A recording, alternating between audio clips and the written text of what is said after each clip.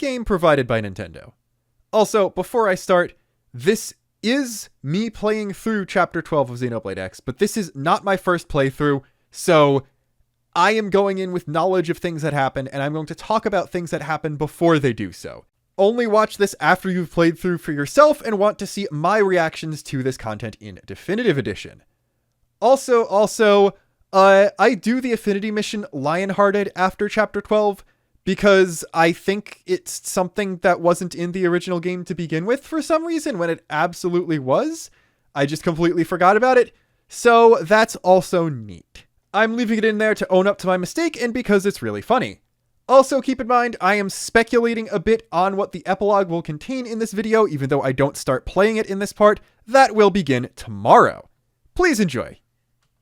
Hello everyone, it is Luxin. I know people wanted to see my reactions to the new content in Xenoblade X DE, but I did not want to stream my entire playthrough because, well, I'm at 93 hours already.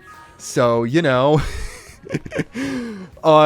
probably good I didn't stream that. Yes. Just a hunch. But I am going to at least record my reactions to the epilogue. Another reason I didn't want to do, like, full content on the entire playthrough was not just to do everything I wanted to do and take things at my own pace and that kind of thing, and also just do stuff like messing around for an hour trying to get to a specific chest or something like that, is because of recording things for footage for future videos. And that is because, basically, I think there is going to be an enhanced version of this game on the Switch too. So, I didn't want to record a terabyte of footage only to have to record it again when the Switch 2 came out. So what I did was I recorded the Affinity missions for the new characters I've gotten so far, and I'm going to be recording all of the post-game stuff, or all the epilogue stuff at least. And that plus random B-roll of me just running around is going to, and footage from the Wii U version that I do already have, is going to be the majority of stuff I use in X videos for the time being. Once the Switch 2 is out, I will do an entire full playthrough, at least of all the story and Affinity missions, and get actual proper recordings of that, give everyone reasonable outfits, and turn the subtitles off like I usually do. So, there's going to be a bit of scuff here. That's also why I'm not streaming this specifically. I'm getting a much higher quality local recording through the capture card software rather than the streaming software. Also, I am doing the end of the base game in this session, so spoilers for all of that, obviously, and spoilers for everything leading up to it. I have very little knowledge about the epilogue. I figured it was, at the very least, worth it to record Chapter 12 as well. Not only just to get myself back into the swing of things with doing this kind of thing for a little bit, because I'm more used to doing it live. I haven't done pre-recorded this kind of thing for a while. And also because it seems like the new content is going to, at the very least, have a little bit of presence in the ending of the base game. So I want to at least have my initial reactions to that, too. As you can see, I'm rocking a very distinguished party here. I figured, alright, I'll bring the new characters for Chapter 12 for this playthrough. But then I realized, oh, wait a minute. There's a Gajarg Affinity mission here in Caldros at level 51 that requires Chapter 12. And I figured, alright, since this is my first time actually getting Mia before beating the game, I'll bring Mia instead and give the Gajarg spotlight to his Affinity mission, since I am not doing actual reactions to the Liesel and Neilnail ones, which they were both very good. These two are definitely two of my favorite optional party members in this game already. Liesel's first Affinity mission is one of the best of that kind of quest in the entire series. Like, not just out of Xenoblade X Affinity missions, I mean that including Blade quests from 2 and Hero quests from 3. It's that high up, in my opinion. Interesting thing is, both Neilnail and Celica just have random off-the-wall name reveals in one of their missions. I was not expecting them to just drop the name of the lone hero in Liesel's first one, and I was not expecting Celica's full government name to get doxed by Neilnail in the second one, but I've always been a Celica enjoyer. I obviously like Neilnail a lot too. I think Clarions just might be based as general rule. And Celica Sulika is extremely fun to say, so I'm probably going to refer to her as that a lot in future videos. Also, I figured I should probably introduce my build and my skills and all that here. you'll notice I'm exactly level 50. So that got me far enough to buy level 50 Skell frames for people. Mia's actually still 49, so she is rocking a level 30 Skell still, which, poor Mia. Like, I forgot that you needed to trigger a cutscene to get the Oblivia quest, so I did Mia's Oblivia quest, Mia's Sylvalum quest, and then Mia's Cauldros quest, like, right back to back, and she has Skell issues in, like, 2 out of 3 of those, so her Skell's also probably going to get destroyed here. Like, I know the recommended level for Chapter 12 is 49, so they do somewhat expect you to fight the Vita with level 30 Skells, which is probably why the Vita is historically a much, much easier fight than Lao, but we'll see. This is also, I'm gonna say, my first playthrough of this game where I have a feasible Infinite Overdrive build going immediately. Now, I am probably going to build up TP just out in Primordia before I activate Chapter 12 and stay in the Skell until the beginning of the Lao fight, just to ensure I have an actual proper Infinite Overdrive. Like, I have always struggled with Lao, but this is definitely the smoothest I've gone through the story at the very least. Like, I've struggled with some Affinity mission bosses, but, and this is also a build that I've literally never done. So, for this character, like, you'll see, because if we go to my screenshots, I've got some other really funny screenshots, like, Gajarg's face here is perfect. Let's see what else is in here. This is true. This is true. Neil now only speaks the truth.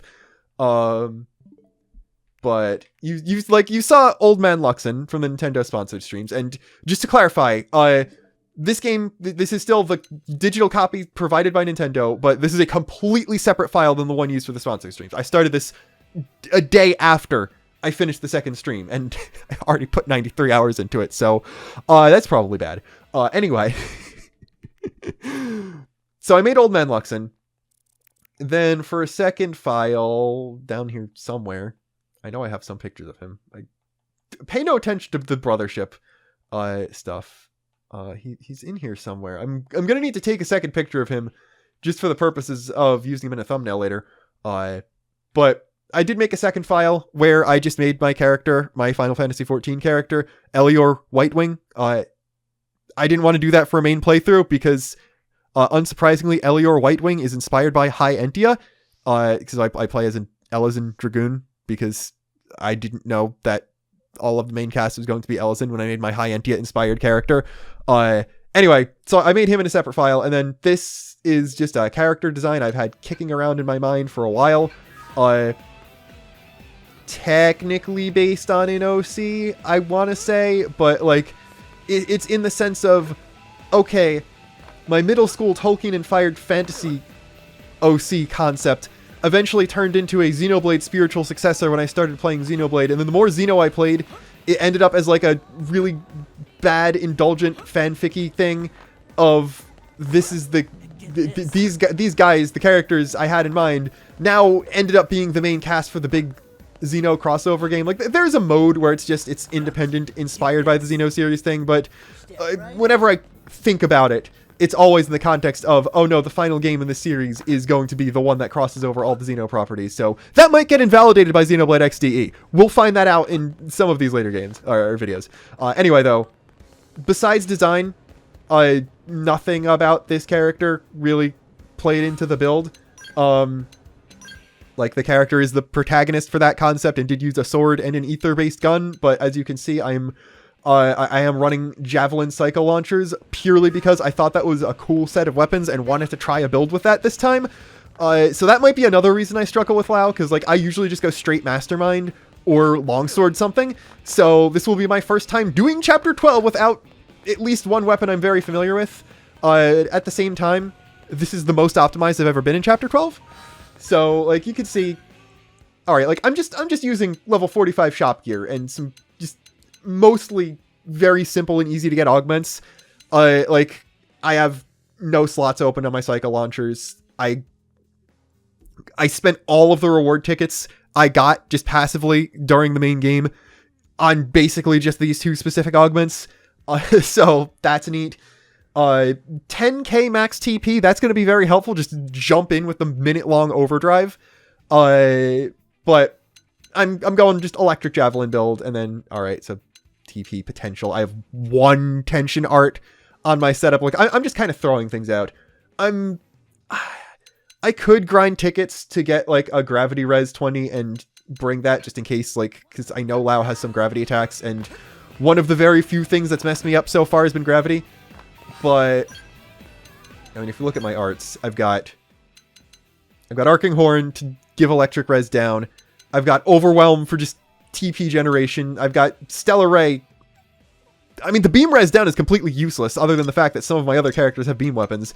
But at the very least, that's for counter build up and just have yellow art for soul voices. And I got Hair Trigger because it's the fastest green art. It is just faster than Lightning Cloak, no matter what I do. Then Astral Protection. I want to say I'm functionally immortal, but I have like 0 status resistance here. So if I get toppled for long enough, then the aura could just run out, and that's also a problem. And then I have Conduction Rise to increase blaze and shock damage. Then I also just got Trident Buster for shock and for beag damage. It's like I can literally Conduction Rise into Trident Buster to get the buff. And then I have Heroic Tail here. I do also have it equipped to Kneel Nail, I believe. Yeah, so it's just to kind of double up on it. That's going to be more useful for grinding. I honestly don't need an 8th art. It would probably make most sense to have Shooting Star. But like that inflicts shock 3. This inflicts shock 3. I only need 1 source of shock though. So I might as well just take the more damaging one, and I'm definitely going damage wise.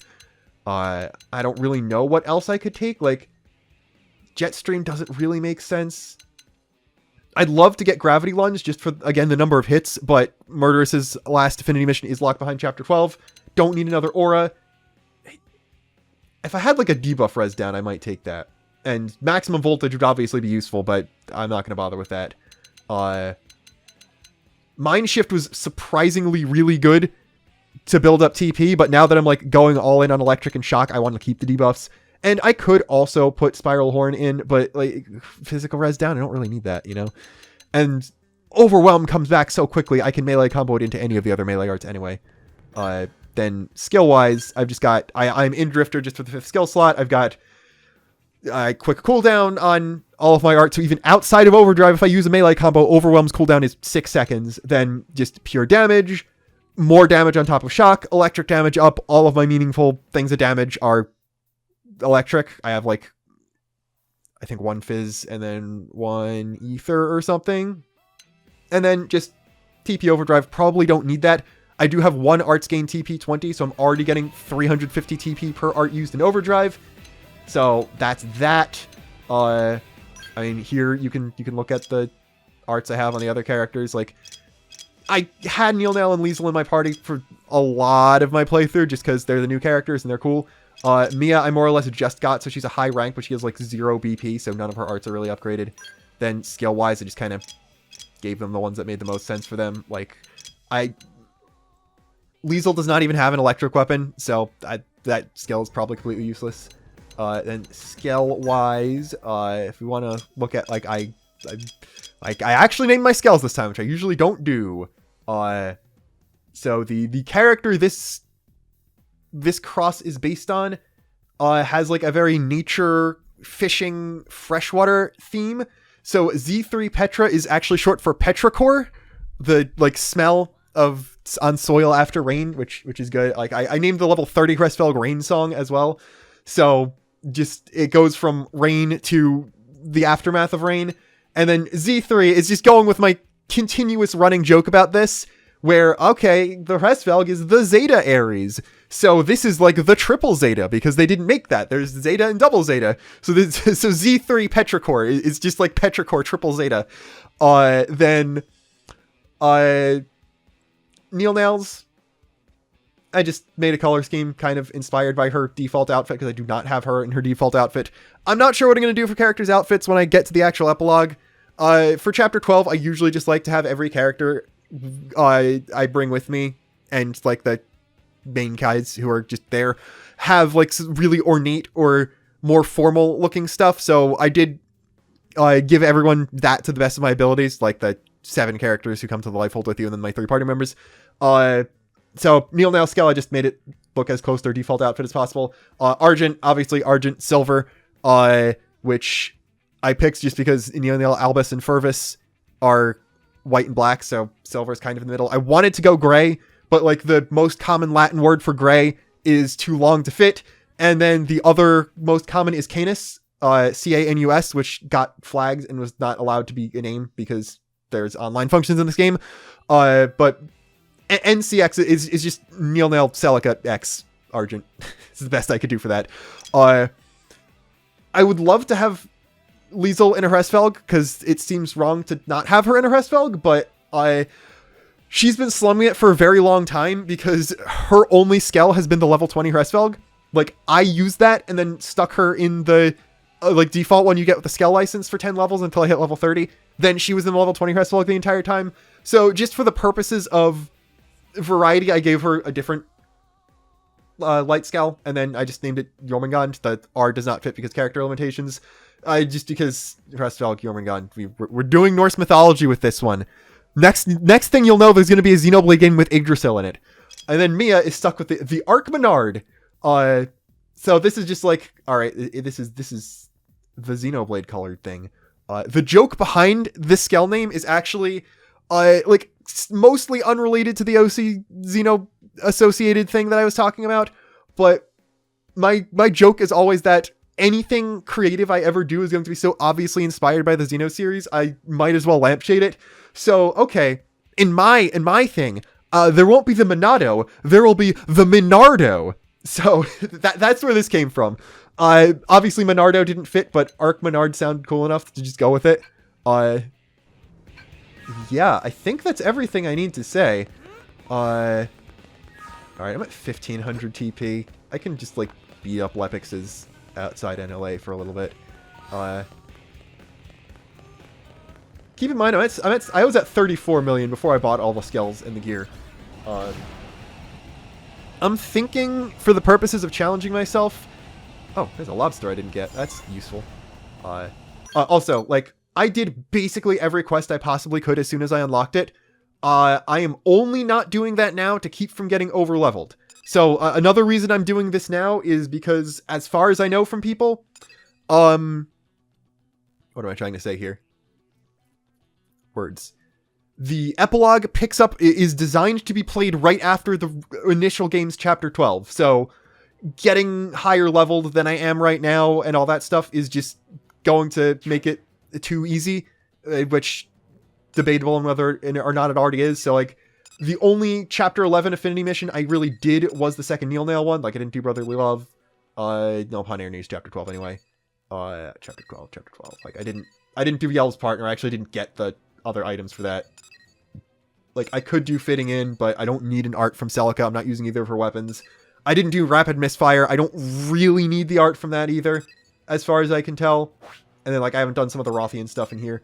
Like, I just I did the Neil mission, then did as many normal missions as I could until I hit level 50, and that's where we are now. So hopefully from Chapter 12 I'll hit 51, so I could just do Gajarg. If not, then I'll just do other normal missions, I guess, until I hit that. Like, Sword of Legendariness is pretty quick. I think that one's quick. I haven't done any of the duel stuff, really. Yeah, I've only done part 1, so there's like 3 more parts to that. And then Slavity Pagus. Who names their kids Slavity Pagus? Anyway. So that was just my explanation. I've been having a lot of fun with this playthrough so far, and I like Xenoblade X so much, I don't mind that I'm going to have to do an entire other playthrough soon enough. But while we're doing here, I might as well just, like, I guess talk about predictions for all of this, because, like, I haven't seen much new. Like, I've seen 4 new Affinity missions, basically. Gajarg's unlock in his first art comes from an Affinity mission that was in the original game. So, what are we doing here? What's happening? Like, I have mostly avoided spoilers. Like, thankfully for me, the most spoiled I have gotten on anything was by the game itself, revealing that the lone hero's name is Alois Bernholt, which, like, fine.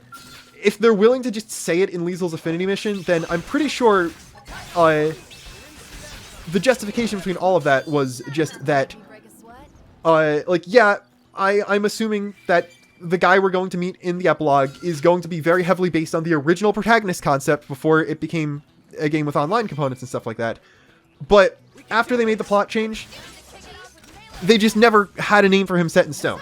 So, like, it wasn't even a Xenoblade 3 thing where they're being vague on purpose to make you think about it or stuff like that. Or just a case of the name itself being a spoiler. Like, yeah, his name begins with Al, like Alvis. That might mean something, I don't know yet.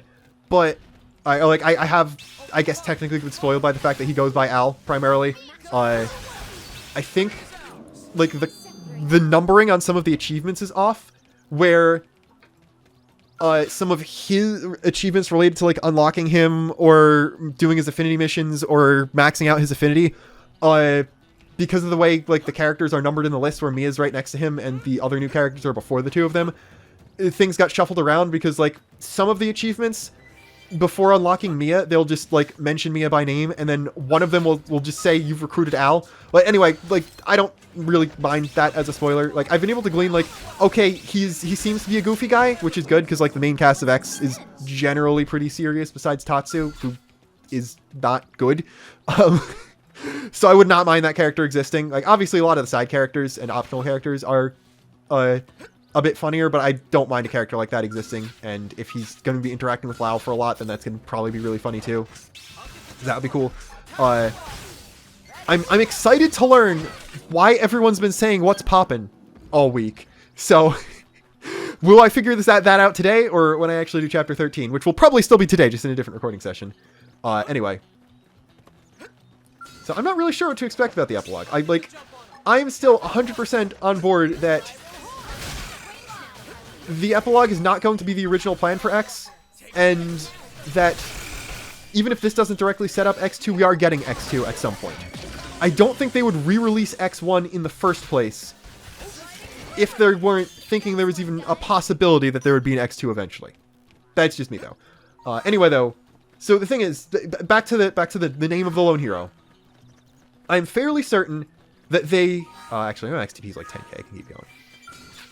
They probably did not have a name set in stone for him when the original game released, and that's why he was never mentioned by name at all. And it seems like, alright, now that they have a name, they can just nonchalantly mention it, and that's fine. I would not really expect there to be any significance to the name itself. I will see after I do the epilogue. I am fairly certain that soon enough the community is going to decide that saying his name in and of itself is not a spoiler. Like, yeah, okay, Elma's partner was this guy named Alois, or Al or whatever, who's presumed dead. And that's fine. You don't say any of these spoilers about him showing up in the epilogue or anything like that.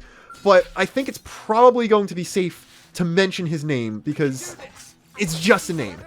Like, if his name, like, explicitly had Alvis in it, or his middle name was Logos or whatever, it would be a completely different story, but I think it's probably not going to be considered a spoiler in the long run, just to acknowledge that his name is what it is.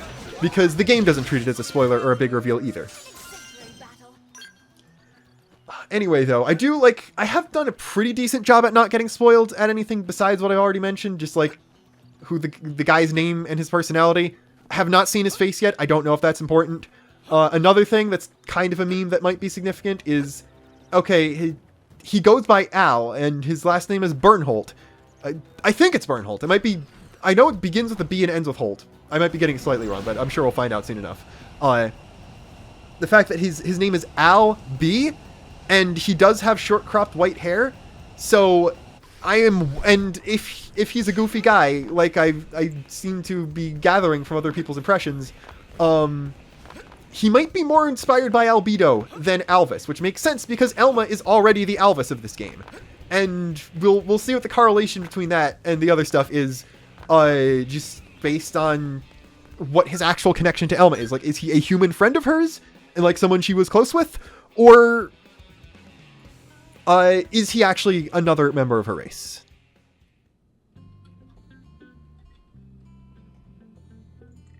Yeah. So, like, I know the last chapter is split up into 3 parts, so I'll probably just do daily videos where I'll do 1 part a day after this and give final impressions or predictions before and after all that stuff. I am pretty solid with the predictions I made in my last trailer analysis. I don't think I'm going to be able to make any better predictions than that. So I think we are okay. Sneak preview of Elma's special look for this, I guess. To just go into it. You know what I'm going to do? I did not save after making all of my last preparations. So I will make one last save. Adding another 3 hours on, of course. And if I have issues, I'll cut the recording and just start back at the beginning of Chapter 12. Remember, I am doing this specifically to get footage for Chapter 12 as well, because I'm probably going to be talking about the ending of the base game a lot, as well as the epilogue, so I am going to be talking over scenes here. Don't use this as your first exposure to the ending of the game. Like, this video specifically, I'm going to just be doing a lot of speculating and talking over things already, because this video is going to be mostly stuff I've already seen. But beyond that, when we get to the epilogue, I'm going to be a lot more silent, probably. Also, getting this footage to have as actual footage is why I'm not using Facecam either. Just figured that was a little self-explanatory, but you never know. I have not directly seen it, but I have heard down the grapevine that Elma's true form model was not particularly buffed in any way. Again, that was the best I could do for Arena, while still giving people variety, not having everyone in the same pants or anything. I kept L in L's outfit, though, because I don't know if he put on, like, Grand Ornate armor. It's better than my last playthrough. I just gave everyone a different color uniform. At least everyone has their own unique stuff. Like, I mean, Doug's looks less bulky, but it does look more ornate and cool. And ceremonial, if anything. But anyway, like, you've seen Mia already. Her model was barely updated. If true form Elma's model was barely updated, then I'm thinking Al might just be a human. Like, I don't like metagaming things like that, but him being human was always something that was a distinct possibility. It was only weird stuff about the areas that made me think that he might not be.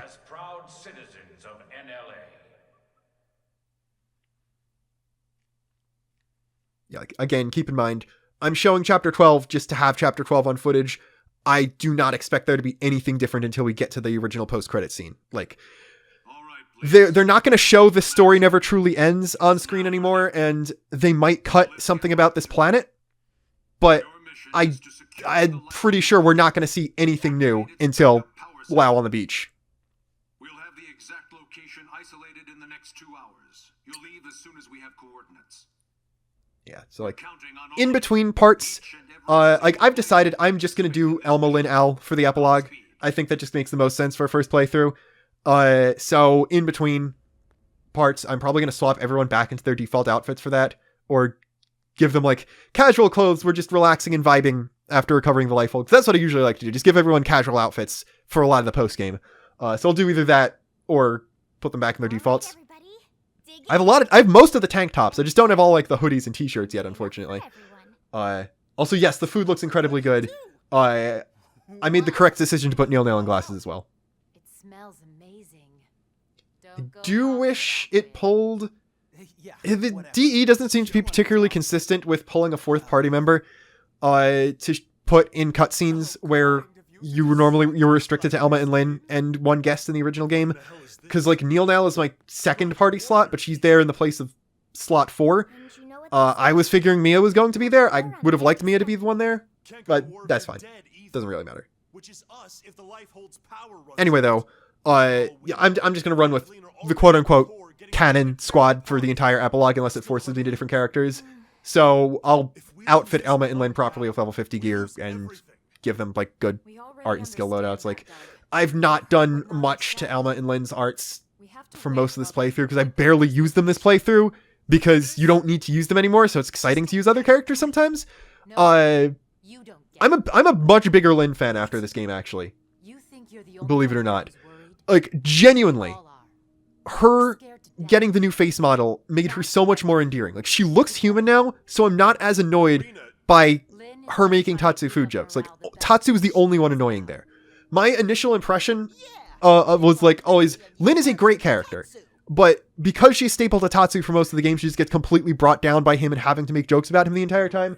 But I'm just so much less annoyed by her when it comes to that this time, and I'm a big fan of that. Like, I might make a video on it later. I would argue Lynn is, like, the actual protagonist of the story, not Elma. Elma is the mentor. Elma and Lau are Lynn's mentors, and she is the one who grows and develops the most. Which, I don't know, might just be because I'm so much more endeared to her with this face, but yeah. From that place you love, Non-main characters don't seem to have gotten their appearances changed as much. Like, everyone on screen here in Lao got changed the most, and like Nagi and Vandam, and like Maurice is mostly the same.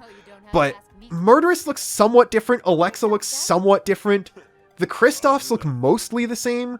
I think Fog got changed more than Fry did. It's weirdly inconsistent, but the new models look great. So obviously any Switch 2 game is going to look like the new models, but even better.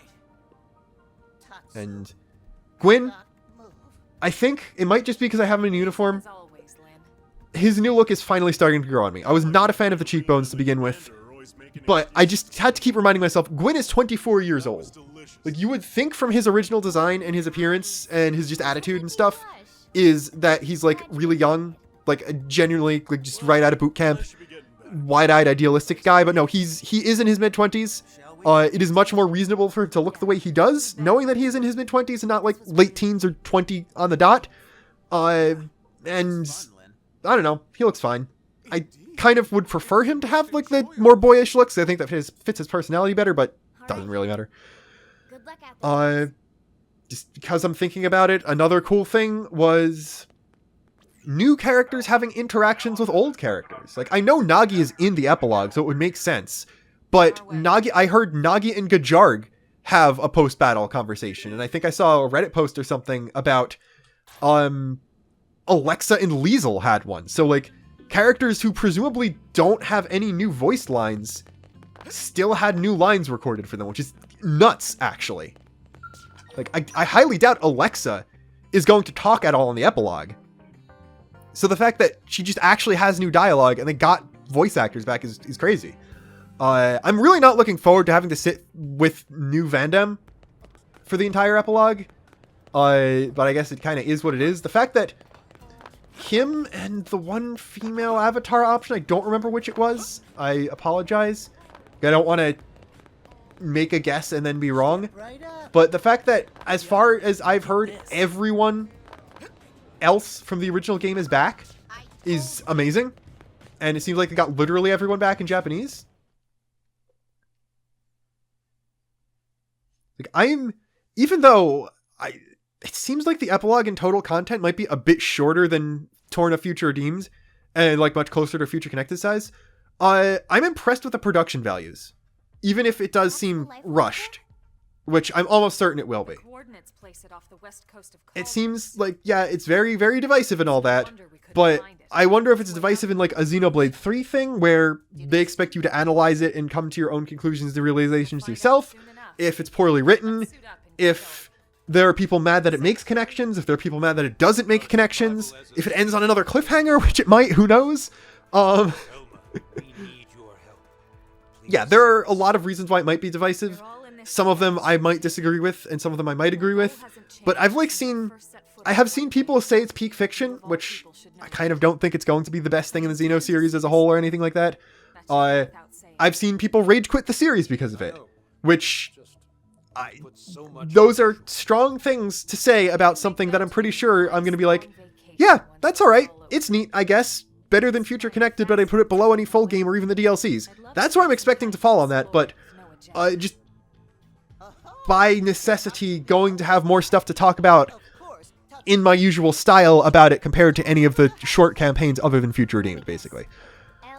I mean, X getting re-released in and of itself is good because that means I can talk about things that I've always wanted to talk about X, where the video I know would have bombed otherwise because less people would have played it and understood it. So even if there's not a lot to talk about regarding the epilogue, there's still going to be a lot of X videos coming because now I know there's going to be a market for them, which is exciting. They feel like some useless old stuffed shirt.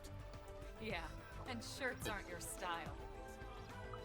All right, team. I've also, I believe, seen on Twitter or something of the like that Al's VA is the same VA as like the Bunny Boy raid boss from the FF14 raid series that just came out, which I have not played yet. I've logged in, watered my onions, and logged back out in 14, basically since XDE came out.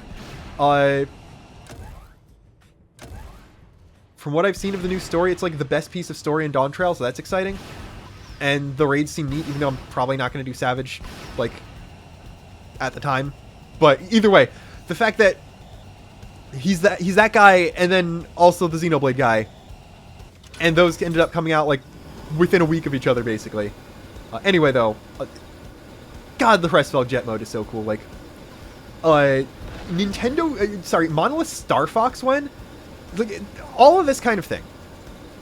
Just like the design of the new area, the once again improved animations and higher quality character models, the fact that they just added the Pressfell at all and gave it this completely unique mechanic to itself, just leads me to believe that they are using XDE, and again, like the possible Switch 2 mode, they're using XDE as like a prototype test phase for stuff to do in an actual Switch 2 game. And if they're testing it in X stuff, then I can't see them not wanting to make a new X game to do that kind of thing. Because, yeah, they had the Zelda games, and yeah, Xenoblade 3 is the most X-like of the numbered games, but also, I don't know.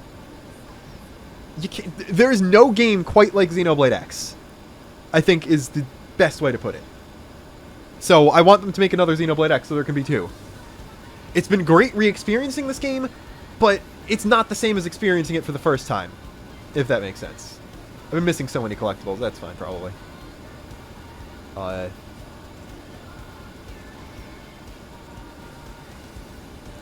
realize you could, like, actually see bits of Sylvalum still from here, like that island even. Like, they're like, yeah, it's off the coast of Cauldros. I can't see Cauldros from here, but I can still basically see the sphere. I do wish they showed off, like, more different scale models in these cutscenes. Because, like, canonically they all exist. No, not yet. But everyone's just piloting the same generic one. At least there are some recolors and different weapons equipped to ones in gameplay.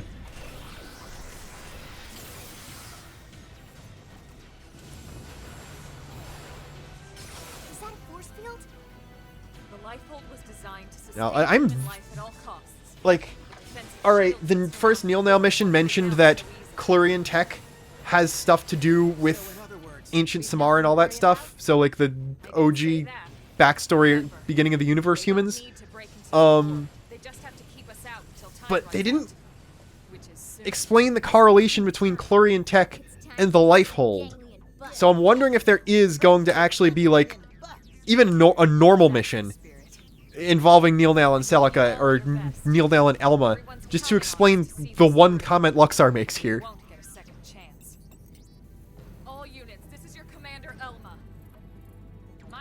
Also, I'm really annoyed by the fact that there just isn't a fashion gear option for no headgear, like there is for every other body part. Because, like, Arena had to get the Scouter because I think I had armor on her. It's like your options are turn off all headgear, including HB and now Neil Nail's glasses, which obviously don't want to do. Or just give everyone the... like, yeah, it's either don't have HB with his glasses or just give everyone the prototype headset. Like, it's fine for Mia. It worked completely fine for Mia because it's hidden by her hair. But, like, you can see it on Elma. It clips on Lynn. The bandage at least sort of works on my character. Like, at least I had the headpiece for Liesel. The glasses for Neil Nail made sense. So, yeah. I might just have to go into the post-game with either weird hats or glasses or just no headgear on Elma and Lynn just for the purposes of that. I have 2 light scales in my party. So I'm... okay, these are Drone Kings. And, like... I think they're, yeah, Multi-King Kamevas. They're Citers. Yeah, they're Galders. I forget if the Citers are also, like, fightable here. I'm going to assume they are. I'm going to assume that these enemies out here are just the normal guys you'll see around Cauldros. So I don't need to, like, actually fight them for completion of the enemy index or anything like that, which you can't 100% the enemy index in one playthrough, period. Like, you literally can't at all, because there are some enemies that are locked behind mutually exclusive quest branches and stuff like that, so it doesn't really matter. Affinity gains so fast in this game. I had 0 trouble getting all of Lau's Heart to Hearts. Like, Mia is my only character who's not maxed out on Affinity. I haven't done Gajarg's last couple Heart to Hearts, but that's it.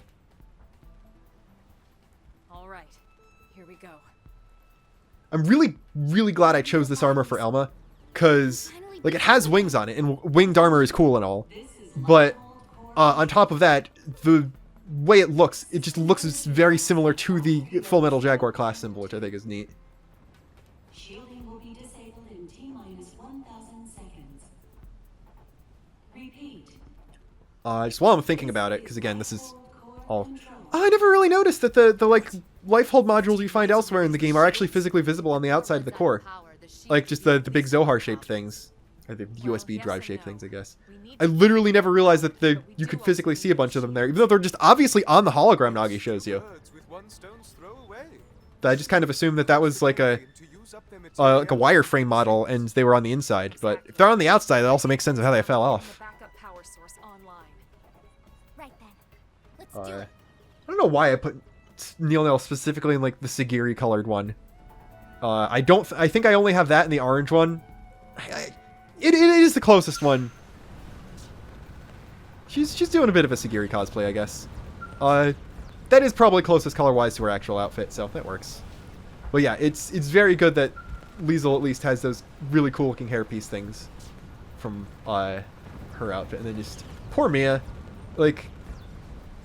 I know her entire deal is that until you recruit her, she is supposed to just look like any generic NPC, but they should have buffed her looks at least a little bit. That is mostly just the Wii U model with better hair.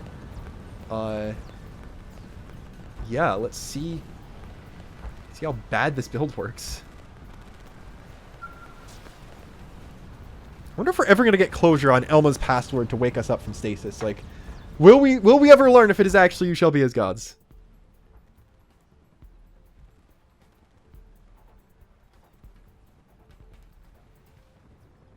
Once we're inside, there's no turning back. Everyone ready? I don't know why I'm worried about potentially, like, losing to Lao or anything like that. This was my first file where I beat the Zoofarg and Ares 90, or Prog Ares on foot. So, not sure there's much to worry about, really.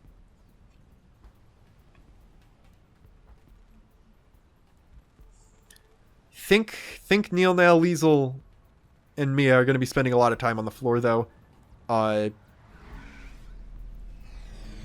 don't know. They don't have particularly great armor. And I'm sure AoE attacks are like... I'm going to get to a point where I'm healing so much from arts from my aura that I'm not going to bother hitting soul voices or anything like that. And even though I have the huge TP cap, I'm probably not going to bother rezzing people. So, I don't know. We'll see. I don't know why I'm concerned. Like, the multi-Chimera phase can be wiped out in literally one shot by just a generic level 50 Scale Phoenix Wave, and I've got 2 middling opening art damage ups on my Skell, so I'm gonna be fine. I don't know why I'm worried. The Arc Menard is getting annihilated instantly, though, I think. The good thing is I did 100% remember to put Lao back in his default outfit, at least. I gave him pretty goofy stuff. I thankfully remembered to switch him back out before Chapter 9. Like, I'm pretty sure... Might be not in Chapter 9, but I'm pretty sure, like, in Chapters 11 and 12, he's just always in his default outfit no matter what. Which is why Doug can give you this stuff. Like, also, will we ever get an explanation for, like, these bug guys? Like, the Japanese site said that ganglion remnants are in the epilogue, and... like, presumably, the prone... like, most of the other prone are freed and join NLA after Luxaar dies. And it's like the Marduk and the Milsadi and some of the Definians, maybe, are the only, like, large non-autonomous forces that are still members of the Ganglion. So, like, maybe we'll get an exploration of these bug guys, because, like, Luxaar has some attendants that are those bug guys, and they're never really explained. Like, it's somewhat implied that they're the same, like, Ganglion race, because, like, there's some weird supplemental material, I think, that implies that Luxaar, Goetia, Dagon, and Reese are all the same species, and, like, they're the original, like, actual Ganglion that are afraid of the human DNA, because, like, Prone are just people from another planet in the universe. They're not Ganglion in the same way Luxaar is. They're not going to get destroyed by human DNA. They're just doing the Ganglions' bidding because they were effectively enslaved. So, I don't know. I'm like, every named Ganglion character, besides a few tyrants, is dead by the end of the game. So, I just have a strange feeling that one of these bug guys is going to be one of the, like, the Ganglion major antagonist in the epilogue. I don't know why. Like, who knows how much Ganglion presence there's actually going to be. It was in one sentence on the Japanese site. And it's like, assuming that every normal and Affinity mission takes place after the chapter you unlock it, no matter when you do it, like, canonically you recruit me after chapter 11, regardless of when you actually do that quest.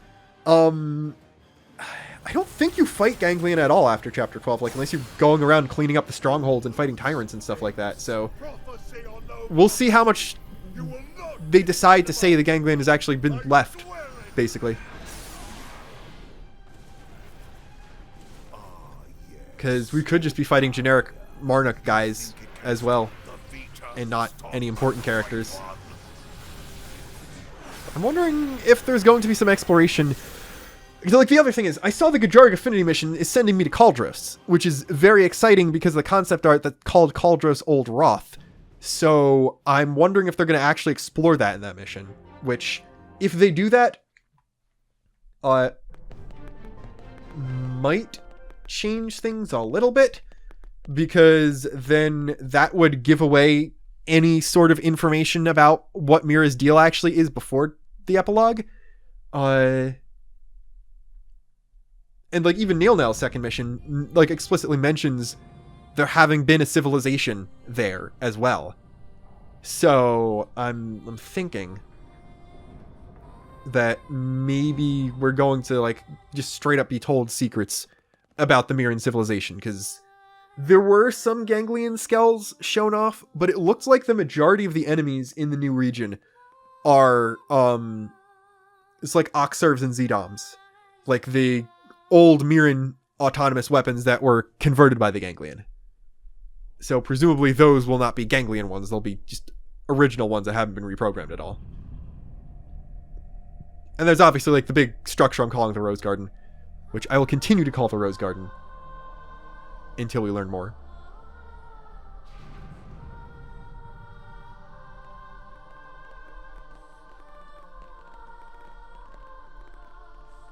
Alright, yeah. Purely for the purpose of conserving TP, I think I will be fighting the Vita in Skells. I would be interested in trying to do it at level 50 on foot as well.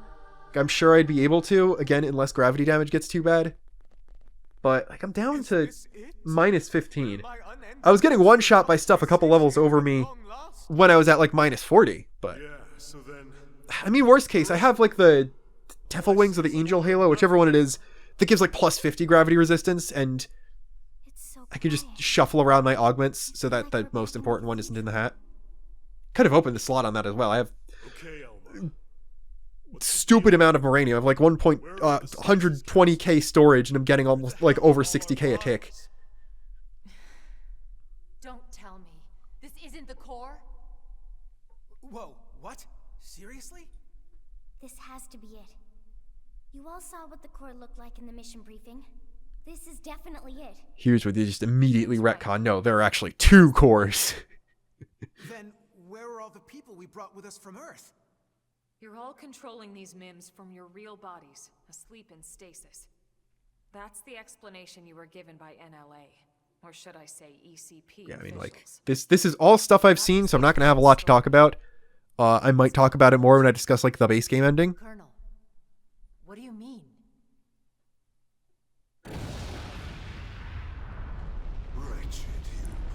Don't matter what it means, because we gotta fight a guy with the similar name to me, and his PlayStation handheld, famous for playing Trails of Cold Steel 1 and 2, and absolutely no other video games. Definitely not one that got a very good enhanced re-release on that system that's apparently getting remade for literally no reason. You must be the Ganglion leader, the one Lao spoke of. Also, I do think it's hilarious. Luxaar is, for all intents and purposes, the main antagonist of this story, and you do not meet him face to face until right now. You defile my name by even Like, speaking as far as I can tell, Lao never even met him face to face. Great one. Oh, that's true. Wait, no, there was the one trailer clip that showed the Vita in its true form. So I guess the Great One would be the ganglion antagonist here. Afraid of. But who knows who that is? Destroying the Earth wasn't enough. You had to chase down the survivors and destroy them too. I also did notice there was a lot more foreshadowing at Elma not being human than I remembered. You'd even risk flying that crippled mech. That's right, isn't it? It's not complete. It's still missing something vital. I'm wondering how much of the like extended ganglion stuff in the epilogue is going to just be Elma telling us things that she always knew that just weren't relevant to the original game. Even in that puppet shell. Birthright? You're no ordinary puppet. You must be the one responsible for the Trion barrier, the scales. Yeah, so once again, Elma has Clarion technology, but we don't know where she's from. Then perhaps I am mistaken after all. Perhaps humanity... And like we got a second Clarion character. So, and I think the second Affinity mission implied that they're also all female. So like we know what Clarions look like. And it's not Elma. No. Instead, I will purify this world and prepare it for the advent of the Great One.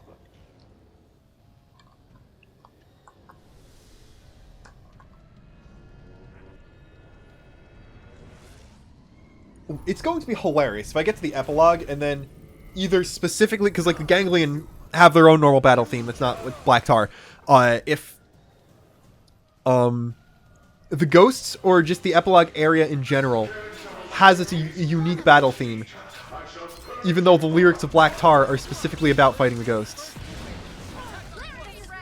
Yeah, we're probably going to be fine with Vita at least. I mean, Hypernova is probably going to get close to one-shotting the Chimeras as well. Wait, why are... y'all should be in your skells.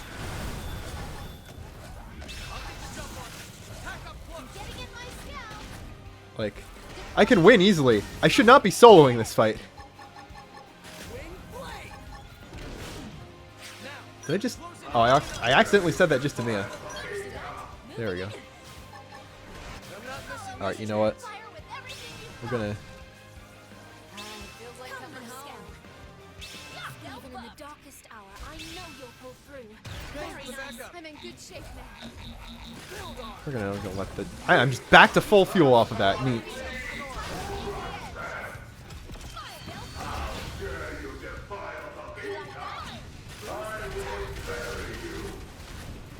Yeah, I don't feel too bad about...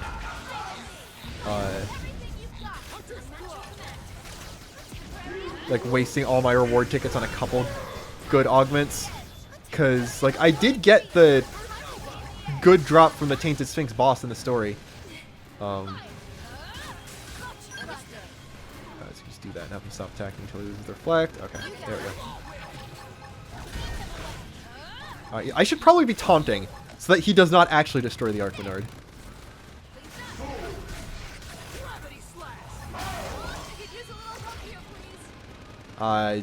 That is the problem with Restfeld. Does not have green.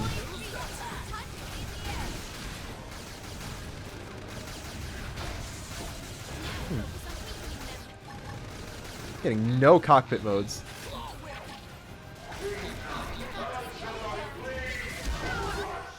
Okay, this is bound to happen, unfortunately.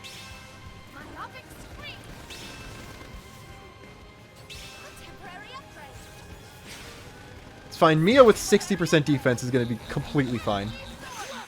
There! Okay, now I get a cockpit. No, I'm going to save that overdrive for phase 2. Case in point.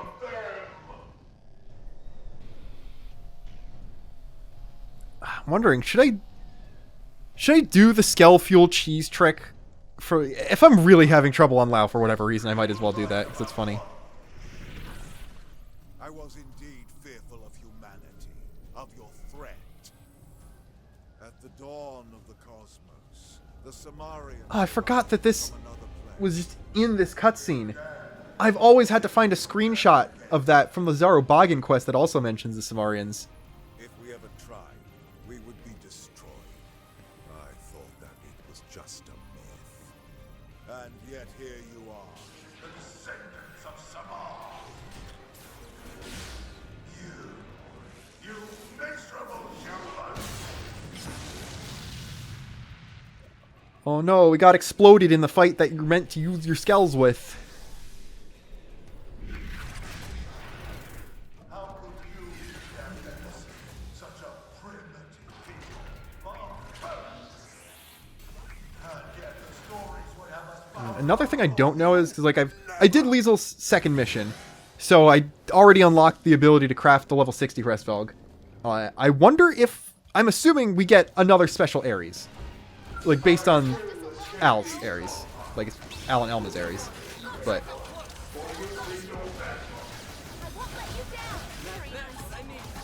I'm surprised that the Restvalg Overdrive is actually the same. Alright, this is... I forgot the second phase of the Vita fight is just Lorithea for some reason.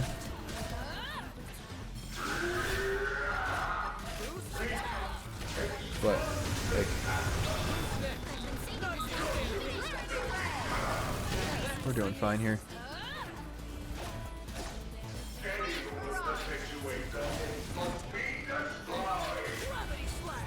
Mia's going to live, it looks like.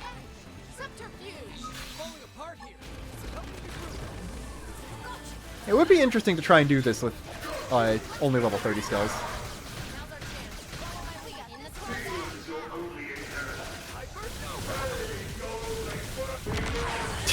Alright. Think we're good at least for this fight. And Gravity Slash is gonna hit the Satelli as well.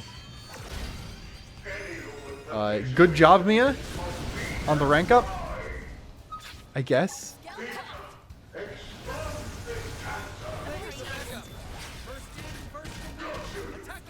Right, okay, that one's invincible. I forget how this fight goes. I kind of just kill stuff, and it works most of the time.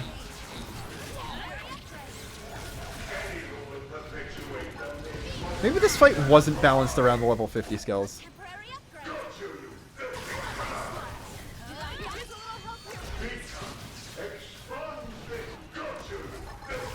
I've never once listened to what Luxaar says here.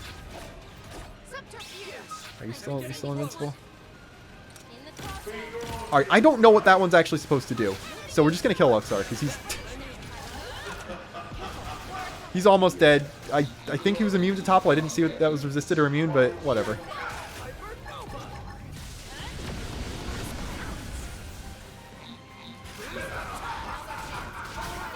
And like the only fights I've actually struggled with are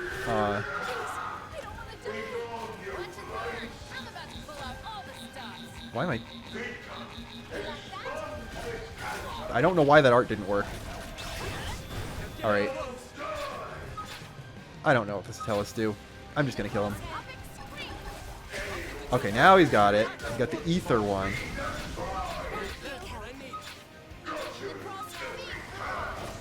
So now okay. Don't remember how this puzzle works. I might be stupid. Okay, no, it's not invincible anymore, right?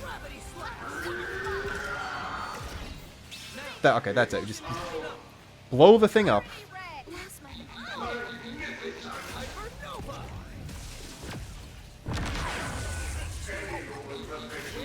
Can this actually get staggered in the first place? Oh, goodbye, Mia. I don't know what you got hit by. Probably aggroed the Vita itself somehow.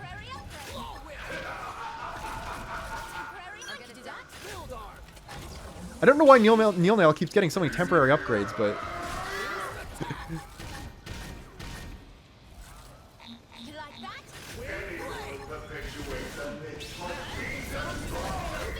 Forgot I had them focused targeting the Vita. That's probably how Mia got aggro, because skells weren't doing any damage. Alright, now we could just kill the man. I could hop out and res Mia. I have a feeling she's just going to be on the ground for the entire Lao fight as well, so... Mia should have just leveled up. She should have just been level 50, and then I could have gotten her the Monardo too, and then she would have lived, no problem. But I mean, like, if Mia going into the final battle without TP is what causes me to lose, and I have bigger problems.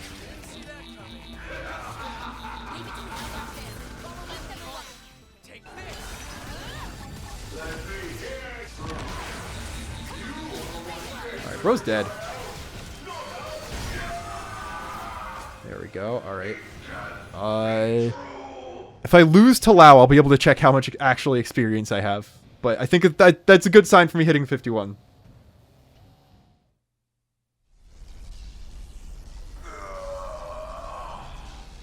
Then the old tales have come to pass. Even the Vita, even the Great One's own vessel, bested by these primates. It's absolutely... Whatever, we'll see this thing back again with a better pilot next chapter. I don't want to comment on what Elle said there. The will to live is stronger than the will to destroy, Luxaar. That is why you lost here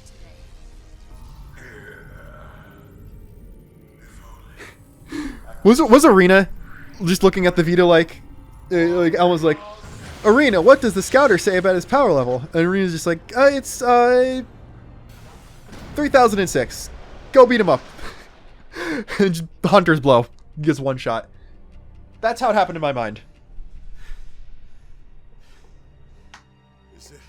See, yes, I do have TFS Brain Rot, but also I was able to like anti-joke the TFS anti-joke, so it's different.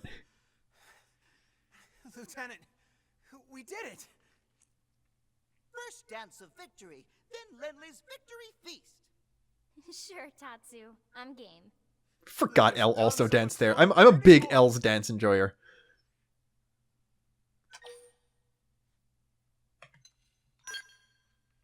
Hey, come on. I'm not celebrating. I've played this game before.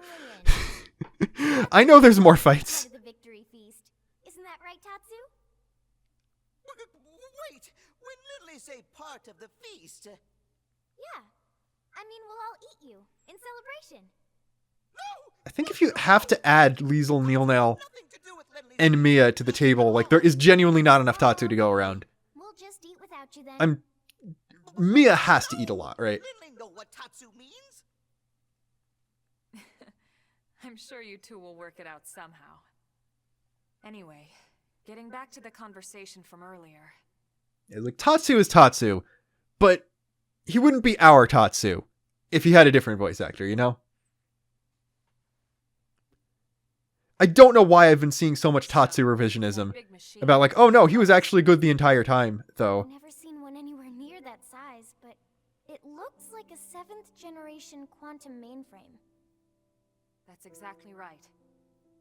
It's by far the most technologically advanced computer humanity has ever created, in terms of both speed and capacity. It's also the foundation for the Earth Life Colonization Project. It's where all your consciousnesses have been recorded. What? Elma, you mean... Yes, that's what I mean. And not just everyone in New LA. The essence of all 20 million humans we brought with us from Earth are there. Including all their memories, their genetic makeup, anything and everything. It's all been digitized and stored away in the core. Right up there. Then, what about our bodies? You mean the originals all this data was sampled from? They were destroyed, along with the Earth.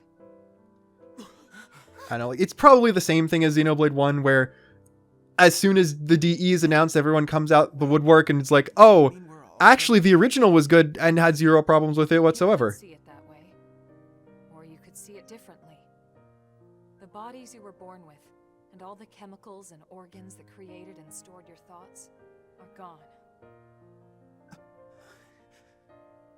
But yourself has lived on as data, from the moment the project scanned your minds. It's all been stored here as part of the long-term plan, until it could be moved back into a real body. What real bodies? I'll show you.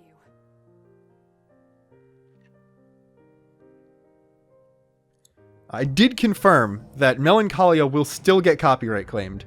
But I think people heard a new version of Melancholia in one of the trailers or something. So I wonder if that's still going to show up, or if that was just someone getting misled and they thought that the original song was a new version. Represent a sample of all the genetic material that could be found on Earth. Exodus was always about more than just fleeing the planet. Ships like the White Whale were designed as arks to carry the building blocks of all life on Earth to the next world.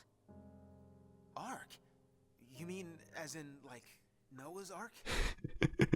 Gee, I wonder if they reused unused ideas from X and 3. Last-ditch effort to save all living things, that they might someday flourish again. And also, yeah, like, the not explicitly naming their religious references in the Xenoblade series is 100% a stylistic choice. It's not Nintendo, like, censoring them or anything in any way, because, like, they just directly reference Noah's Ark here in that scene. There just is a cathedral in NLA. They say thank God all the time in the dub of X. Like, all of that stuff is for stylistic reasons. You don't need to be as heavy-handed as Xenogears and Xenosaga were with your religious references. They all still make sense, even if they don't explicitly mention them. But, like, that kind of thing is not stopping Xenosaga remasters, basically. Can be transferred back in. Everything you felt or done in your MIM will be carried over seamlessly, without any loss in continuity. You mean we'll have our bodies back? It sounds too good to be true. It is too good to be true. Our bodies were real. We were born in them. And now you just snap your fingers and bam, we get new ones? I mean, they kind of already did that with the Mimiosomes. Doesn't feel like it. Are we even humans anymore? Transferring our memories? Playing musical chairs with our bodies? Where do you draw the line? How do I know I'll be the same person I was wherever I end up? To some extent, you won't be. But then, Like, I mean, Elma's just kind of correct here. Like, cellular level, we all wake up as slightly different people. not because of that, but because you always don't know who you are going to be in the future. Regardless of whether or not you hop bodies. It's all a fragile illusion. And until anyone proves we all Like, have people are souls, constantly changing. better left to the philosophers. I also never noticed anyone proving we have a soul, and like, This was the single 35 minutes of gameplay later. Apparently we do. So then, We did talk about putting actual bodies in stasis. We seriously considered it. In fact, some of the other projects took that path. But they would have been lucky if their ships were able to hold 50,000. The Exodus arcs were different. Enough data and materials to revive 20 million people, perfectly preserved on each and every ship. The board weighed all the pros and cons, the ethical issues and dangers of violating the natural order of things. But this is what they landed on, and I agreed. So, when Lao said our flesh burned away with the earth, he wasn't just being dramatic. No, he must have discovered. I got 20 million people. It's like it only made his pain over worse. 2 New Jerseys. So it's not. People who passed over his family were keeping It's a not secret. insignificant amount of people, I guess. no wonder he snapped. Poor bastard. But even so, he never said anything. You know why, right? Because of you, Lynn. Just realized the amount of, like, obviously the big Lifehold computers are referenced to the Xenogears Zohar, but the other smaller computers are also references to Xenogears. I'd like to think he did. Maybe so. I'm, The ultimate my hope with tradition is to make either my Ares 90 or sport this my, like, full customized endgame scale name it Xenocross as a Xenogears reference, because basically if X was its own thing and not continue a sub-part of Xenoblade, then it would definitely be called Xenocross. Everything we've been through, with the ganglion and everything else, that dream is almost a reality. I know how you feel, Doug, and you can call it whatever you like. But I need to see this through. I'll have to live with my decision, but I get to live with my decision. What about you? sorry. This is just a lot to take in. To be honest, I still have big concerns. But I can see you're following the path you believed in, and the choices you were given. So what the hell? I made it this far in a tin can. And at this point in time, he doesn't even think he's going to be in a tin can anymore, you know? Me too.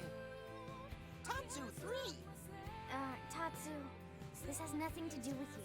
I did notice they did not get rid of any of Tatsu's Xenoblade 1 references. Sorry, Tatsu a little lost. So, who knows if that will ever mean anything. For Hum-Hum, Tatsu gladly approved. Hum-Hum? The hell is that? Tatsu have no idea. That would be funny if what the epilogue actually does is explain Nopon.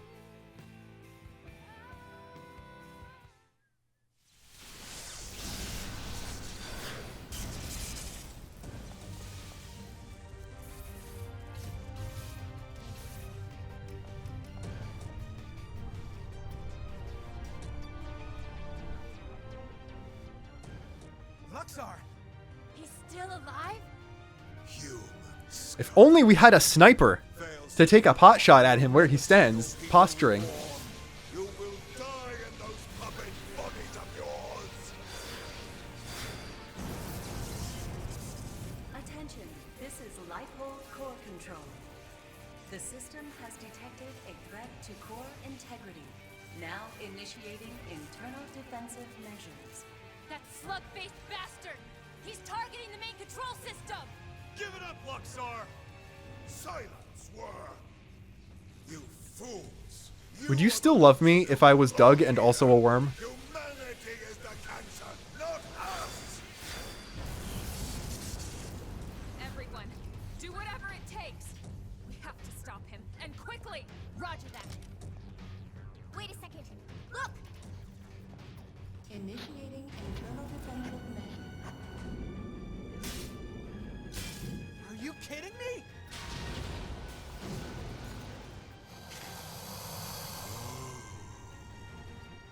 The same system that regenerates life from Earth can also create biological weapons to defend itself. But those are... My god. Those things?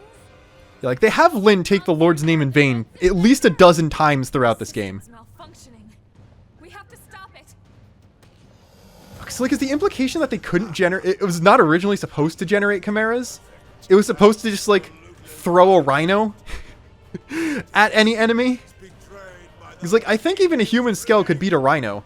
The chimeras are far more effective a defense mechanism than just creating actual Earth life.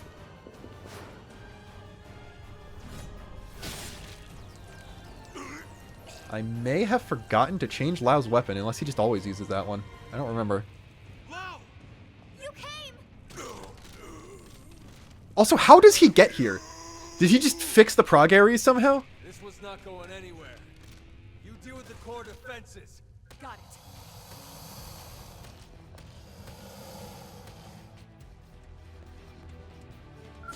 Hey, but Alright, I didn't know that fight. Even in the darkest hour. let's just win. Alright, we might have to try a little bit more. This too is fine. Who's next? None dare stand against us. Okay, I'm mostly just going to be pressing buttons here. But Mia must be doing something if she just keeps getting aggroed.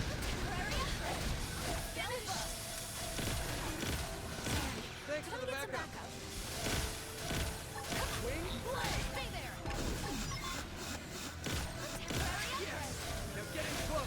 I think it's a temporary upgrade, guys.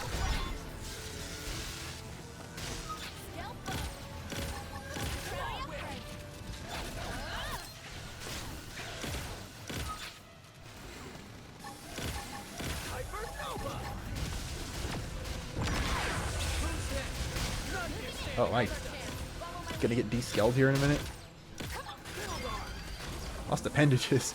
I have had appendages get destroyed on the Crestfeld more than any other Skell.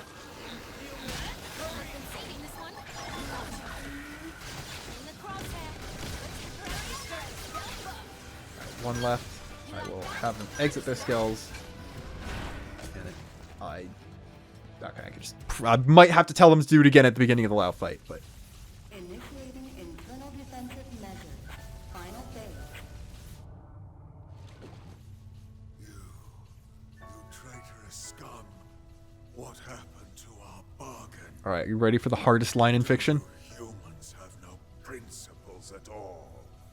I pop off for this every single time. You deal with a traitor, you really shouldn't be surprised when you get stabbed in the back. You know what? There's a lot of them, but Lao is definitely the best Matt Mercer Nintendo character. What they did to your family.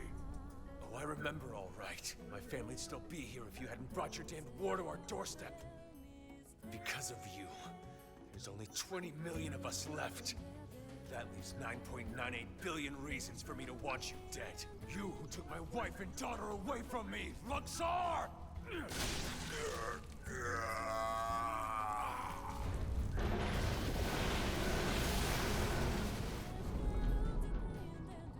I'm curious if we'll ever get an explanation for Lao. Like, when he comes back, is he a Mimiazome or is he flesh and blood? DNA. It was true. It was all true. Also, how are the Ganglion getting the Vita out of there?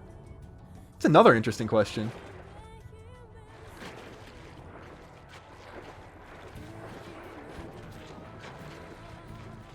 Hang on!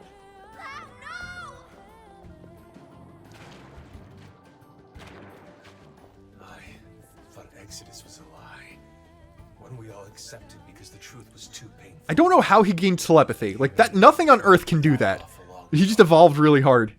Along with Earth. Like, unless it's one of Luxaar's powers he got from that. But something happened here on Mira. I realized I was wrong. Whoa, is this a Xenoblade 3 reference? These Mimiosomes, they aren't just ghosts or shadows. They're people. Seeds of new life that are struggling to take root. I finally see that now.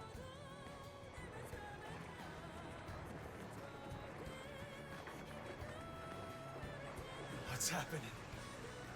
It's like all the life on Earth is flowing inside me. Chimera Lao in Interlink? Is Chimera Lao what you get if Noah interlinked with everyone on the Ark? Like, just replace the biblical Noah with Noah Xenoblade.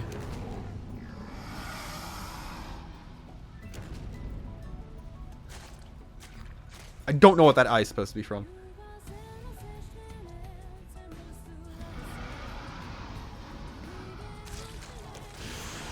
That's also definitely not something from Earth. He's absorbing all the DNA! We have to stop him!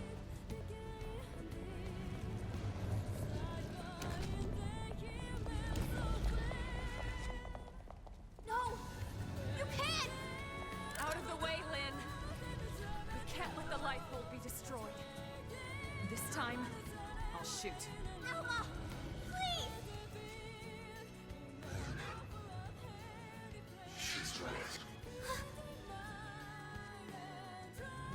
Should have given Elma different guns. Her fingers really clip into those, unfortunately. This body is beyond my control. Please, Lynn, put an end to this. Don't let me be the one who finally ruins everything. Everything humanity has achieved to get us this far. Last warning, Lynn. You need to move. Really like the new skin texture, actually. Okay. But then I'm fighting too. Not just for our sake, but for his! You know, it'd be hilarious if the entire epilogue is just a 10-hour explanation for Lynn's Monado hairpin. And you. Are you with me? Thank you.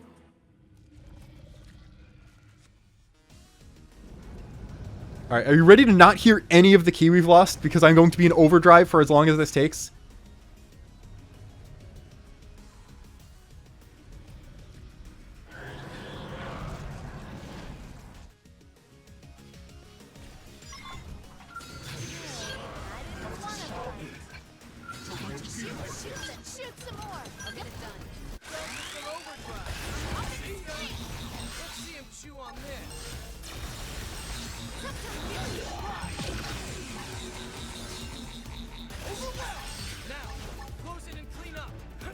Where is he going?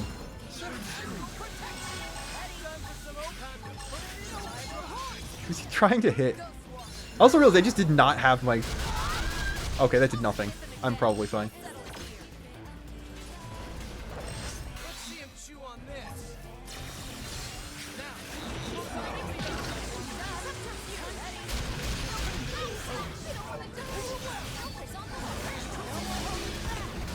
Okay, like Mia might be dead regardless of what happens here. Beyond that, we're good.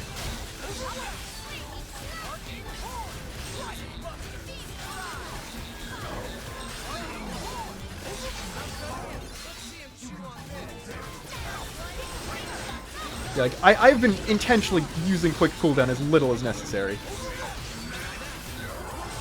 So like basically never. Alright. Liesel's actually in overdrive herself.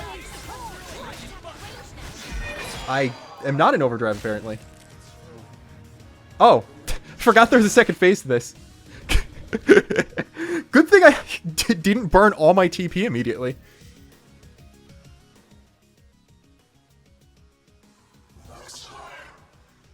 I actually never checked to see if he was even got hit with shock at all.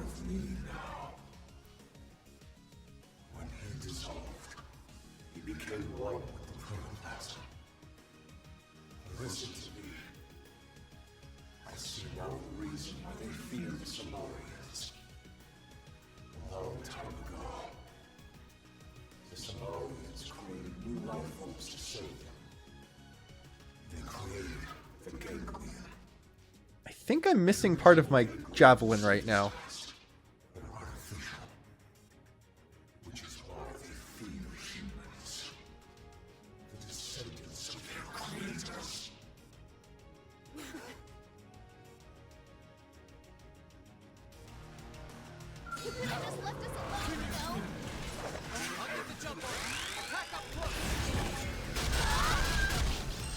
Alright, yeah, if I'm taking that much damage before the aura, which I, again, did not immediately apply.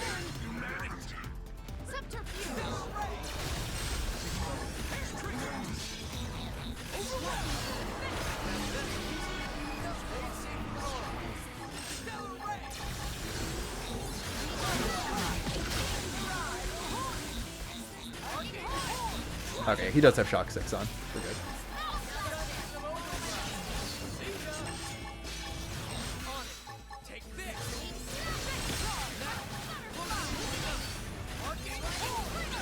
Pro is gone.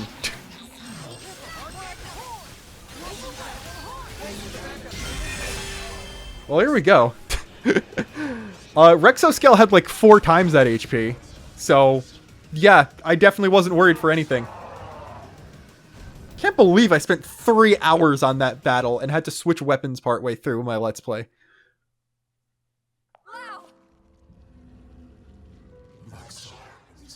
Well, I guess I'm beating the epilogue very easily too, but that's fine. You're here for the story reactions. I apologize in advance for just how much I just go around and explore the new area instead, though.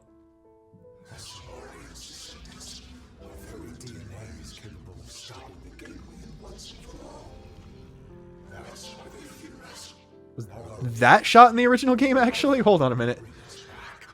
Can't just pull up my recording and check.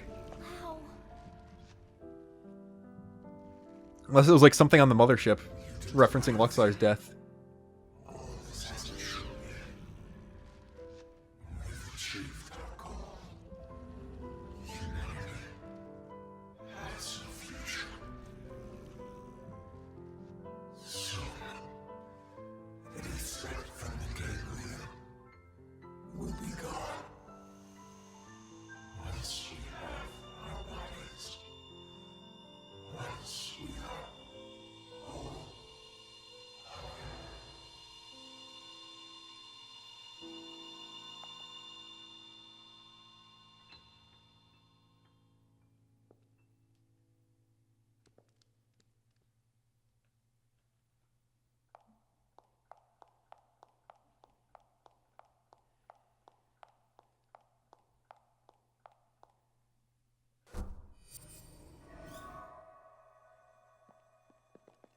How's it look?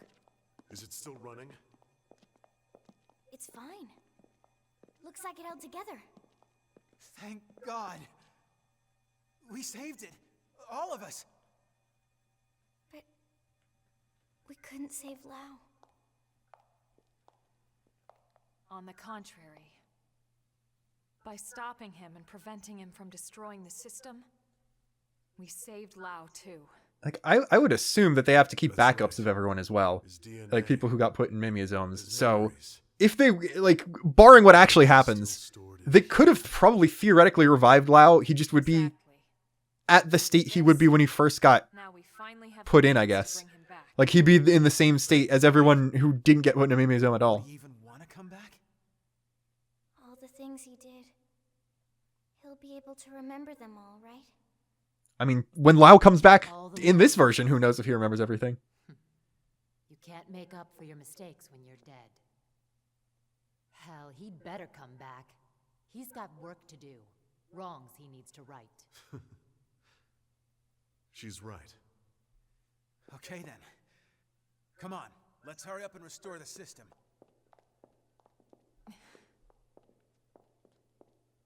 Colonel? Everyone wait. See, There's one more thing. they should have put the power up before they did any of that. What now? Like, any of this Elma The stuff. truth is, exactly one MIM in New LA actually is being controlled remotely from a real body held in stasis here. Wait. Someone isn't stored in the database with the rest of us? That's right. This was a special case. The hell does that mean? Better just to show you.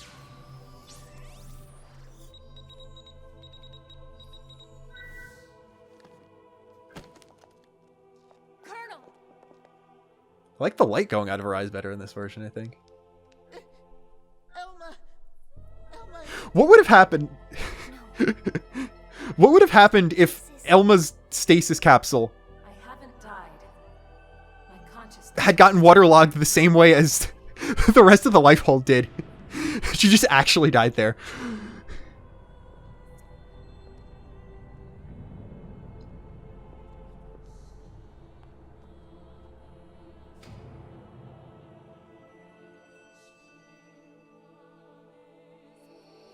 Shout out to Cosmos from the Xenosaga series.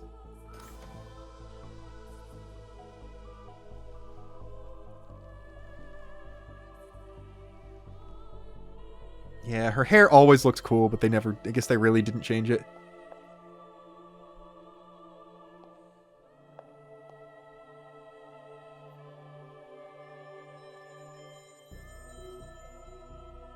Will we learn anything about where Elma came from? Who knows? Elma? Is that really... Is Elma even her real name? Yes. This is my true form. I was kept here in stasis. The only xenoform on board. Wait a second. All this time you were an alien? No way. And all the more lovely foreign. I only just realized Elle's like that because You'll understand. she's the same color scheme as him now. At the end of the day, I just hope you'll still consider me as one of you. Of course we will. You've earned that, Elma. It's not about how you look. It's the person you are on the inside. That's what counts. Yes, yes! Lynn's right. Colonel, listen. We know whatever you did. Arena's feeling things right now, I think. Nothing's changed. That's right. Everyone, thank you. Your trust means everything to me, and I have so much more to tell you now that this time has finally arrived. But first, there's something I must do. And it's something that only I can do.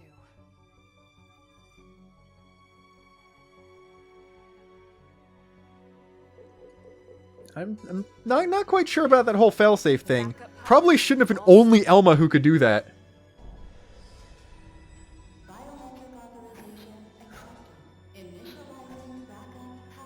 I guess Lynn could have probably hacked it. Hey, so did that really just work? There's no way way it might still run out of juice? No, it's working. Elma, it's Secretary Nagi. Put him through. It's official, everyone. Power has been restored. I don't know if I ever realized Nagi wears his weapon you have equipped to him in that scene if you've recruited him. Random is reporting that the Ganglion forces outside the Lifehold have been routed. The Prospectors should have the main power system back online in a matter of days. Roger that. It's over. Yeah, even though the model wasn't really updated that much, Elma's fiber optic cable hair is just always very hypnotic to look at. Maybe I'm gonna need to keep her in MIM form for the epilogue, just for that. And we won't even need that anymore once we're back in our bodies. Yup, you got that right.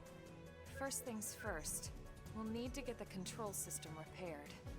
Then we'll hit up the database down below. We need to check on your memories. Just a second. Wasn't she saying she was gonna tell us the rest of what she knows? Hey, that's right. I got so excited I almost forgot. Relax, there's no need for us to hurry, right? We're finally home free. We've got all the time in the If she world. doesn't explain it now, we don't have to say anything for another 10 years. Tell you what, why don't we go back to New LA and we can talk over a nice big celebratory feast. Good idea. Lindley can cook it all. Tatsu will oversee. Yeah, you can watch over everything. From inside the stew pot. Okay? I do like distressed Tatsu noises. It's probably my favorite part of Tatsu. It's settled. Well then, without further ado... Right. Back to New LA. We're ready now. Ready to go home.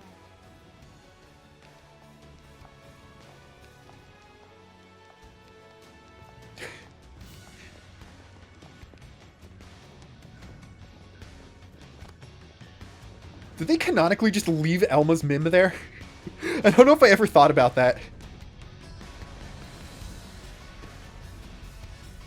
Okay, no, Doug does pick it up. I thought they did something about that, but it would have been really funny if they just left it.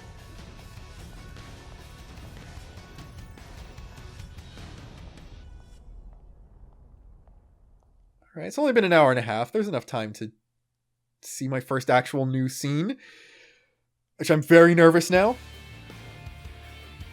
First we got credits, and then the Gajark mission, obviously, but yeah.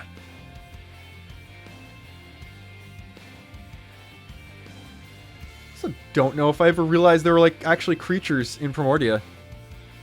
And there's a person jogging around in NLA.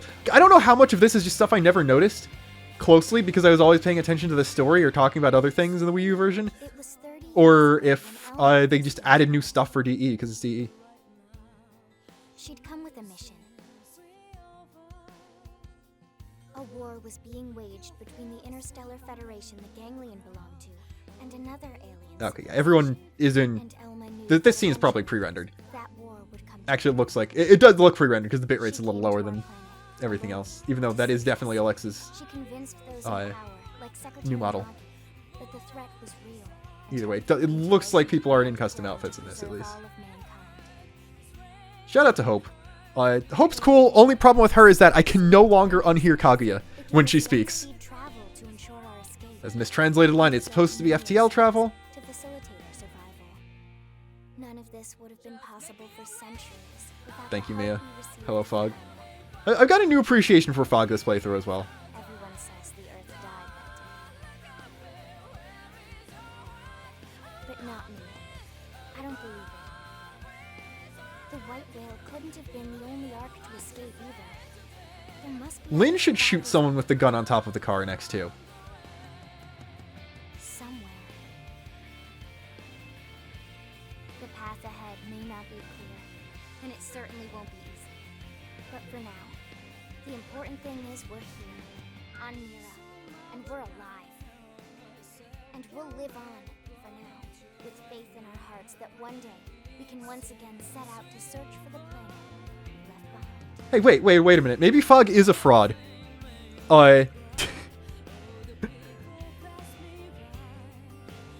What am I trying to think of?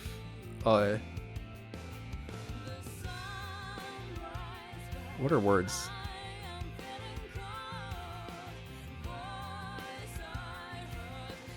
Yeah, if the prospectors are the ones that are supposed to put the new hook up the power again, why was Fog doing push-ups in NLA?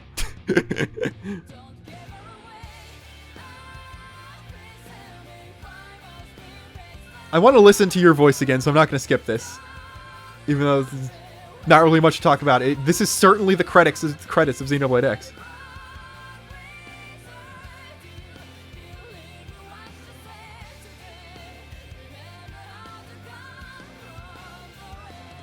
I think a lot of subcontractors there.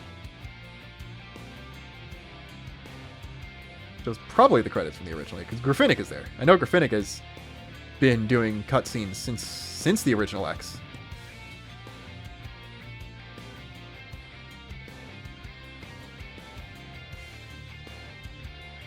Actually, you know what I'm going to do? To avoid accidentally spoiling myself, I will go back to my own channel and try and see if that one shot of Lao or the one shot of the thing in the ganglion mothership changing, or whatever that was.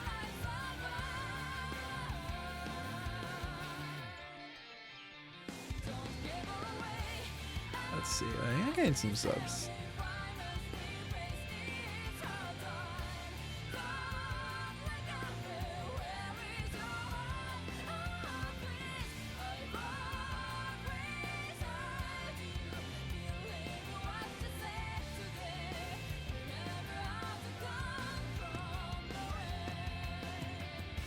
Alright, let's just go all the way to...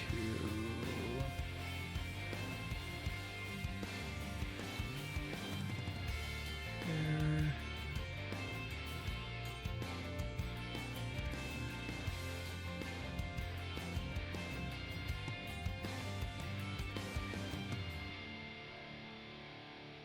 Oh, well, I mean, we're getting to the post-credit scene anyway. Before I could get a chance to see it. Okay, no, that one shot wasn't the original. So, it just never made sense, I guess.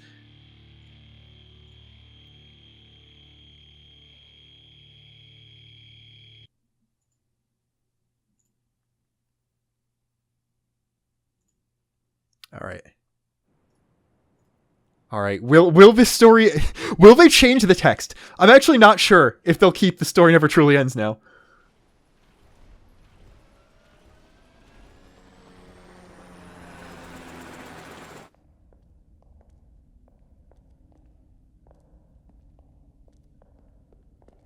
What?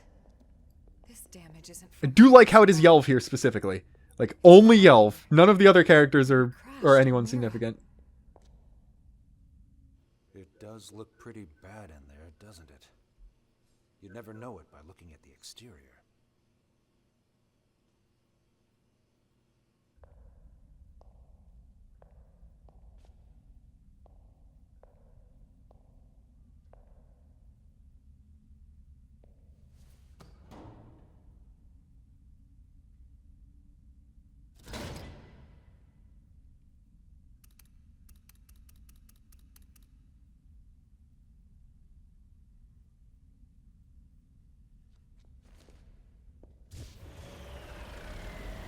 Thanks, Yelv.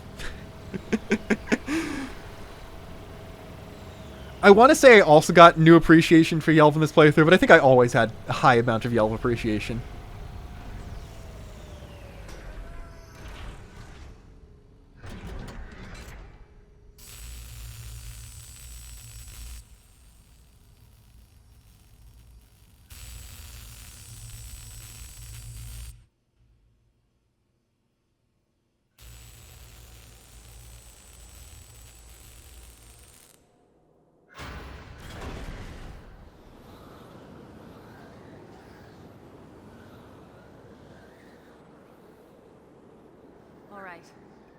Alright, will there be something about this planet once again?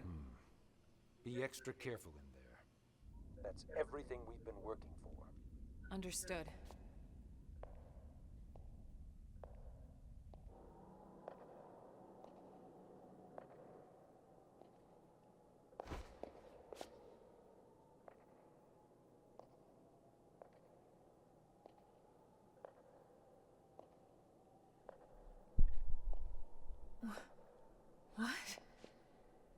What is it, Elma? Is there a problem with the database? No. That's impossible. Elma, report. Elma! Secretary. I'll stick to the facts. The system. Everyone's consciousnesses and memories. The entire database. Has been destroyed for some time. Destroyed? What do you mean? Explain yourself. The entire chamber is flooded. It's trashed. The system is completely... I sure hope there is a way to recover everyone who wasn't in a museum. It's been this way since we got to Mira. Who knows what'll happen? That's absurd. Then how are I mean, can they reverse engineer, like the actual Lifehold matter creation, organic stuff, that still works.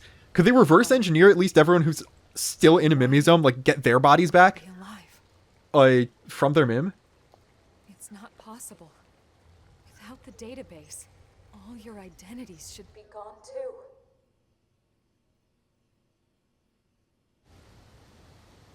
It's this planet.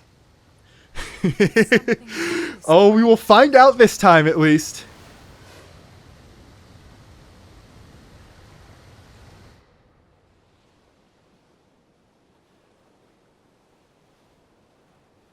Now the real question is, will this scene be changed at all? Or will we have to start chapter 13 to see it?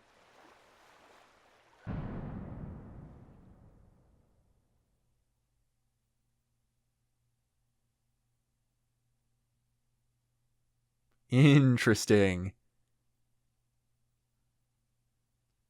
It's one of the longest loading screens this entire game, so something might be happening.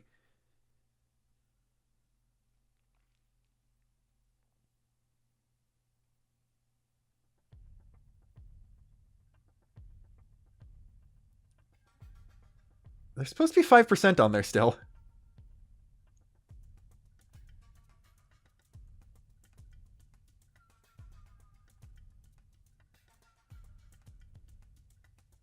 What in the... Oh. What in God's name is going on? Okay, well... Settle down now. Well... Oh, you just get jump scared by... What? You think since the other Van Damme just immediately, I see. Yes, something like This is a fine performance. It's just not him. It's so disturbing to think about.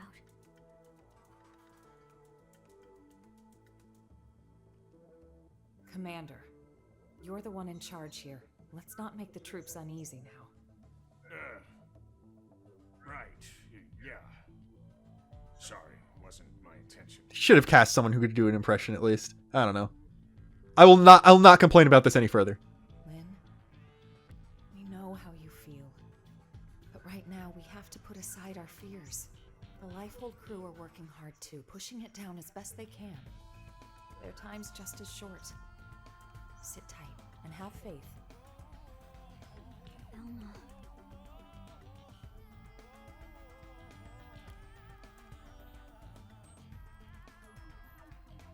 I'm sorry. Everyone's busting their butts, and here I am just thinking about myself. Okay, I'll be patient.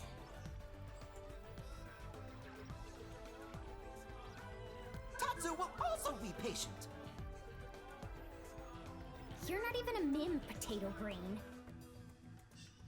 They should have made a Mim Tatsu. Don't make marketable plushies, just make Tatsu drones. Alright, is that really all we're gonna get for now?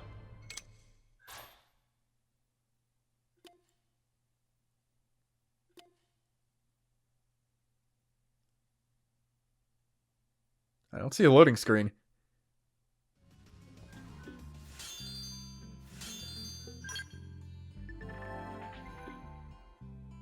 Alright, there's the Elma thing. There's the save. I mean... certainly beat the game.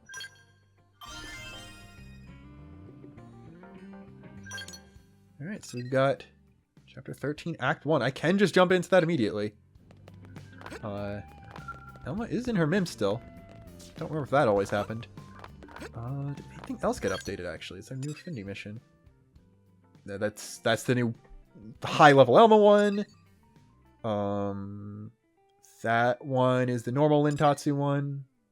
Yeah, I didn't do those ones. Then L, Fog Fry, Mia's I guess doesn't show up. Might do Mia's off screen. Actually, no, I don't need to do that. Misfire. Yeah, all of these are, because that's the one where you learn the Zarabagans god look like humans.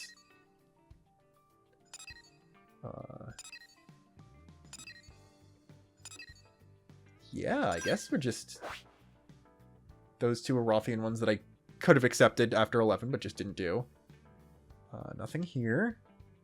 Nothing here. Alright, I guess we will find out what any of that is starting next session. But for now,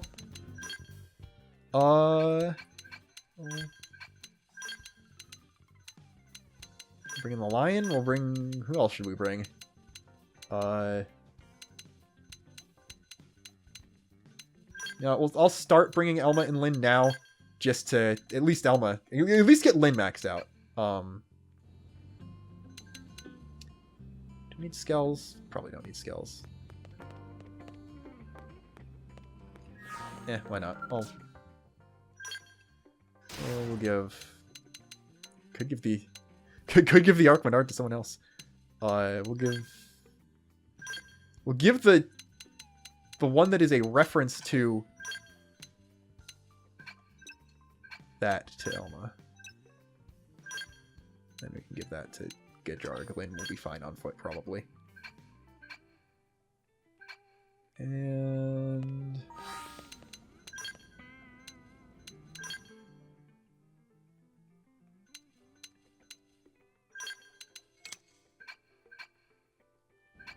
we'll put Elma in her true form for now. Does that color scheme still work with her? Yeah, that'll work. She'll just be in the background of cutscenes. It's fine. It's not like I need to build affinity with anyone else anyway. I could just have Mia while I do some of the other normal missions, and she'll get maxed out instantly. Yeah. Very interesting how they just added a new scene there and nothing else. They didn't even extend the beach scene in this version. Like, they got rid of "This Story Never Truly Ends," because I guess this story will be ending finally. But yeah, how many TG? I'm fine. Don't know why I ever thought I'd be remotely resembling Trouble. Like, again, I gained almost a level and a half just from that. So, yeah. Anyway, though. Oh, he is restricted for this one. Well then, we will bring Mia back and get the Archmenard destroyed a second time. I replaced the wrong person, didn't I? I replaced Lynn. Alright, cool. Well, Lynn, you'll be fine. I mean, you're gonna lose the 20% defense when Mia's skull gets blown up again, but... It's a Rothian soldier. Who are you? We're humans. From Earth. No, you're not. Elma! Elma, what are you talking about? This needs Chapter 12 to be done. Are also friends with kitty comrades. What happened here? Ganglion stragglers. Why are nasty so nasty? Thank you, Tatsu. I am Nizain, a warrior of the Rothian people. Would you hear my request? Of course. We'll help however we can. Please then, help His Highness. Help. Oh no, has the prince gotten himself into a situation? Oh, angry kitty captain. I expect you know we served the Ganglion for a time. During that period, they demanded we offer up one of our skulls. Ooh, wait, are we gonna unlock, like, an actual version of a Rothian skull off of this? Yes, and they continue to employ replicas of that skull as Like, is it a Kaladar, or is it a... His Highness set out to destroy Vassara.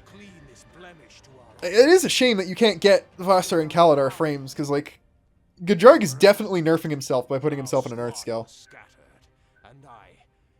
Well, it is as you see. But I don't expect all that stopped the prince. No kidding. He'd probably charge in alone if it came to it. Gajarg is the one who agreed to take a chance on. I wonder how much Gajarg is going to talk in this Gajarg mission. Like, again, he has full battle dialogue. It's just his equipment that's limited, unfortunately.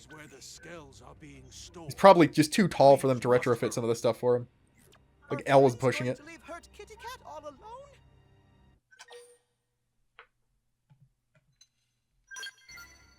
Right. We need to help him first.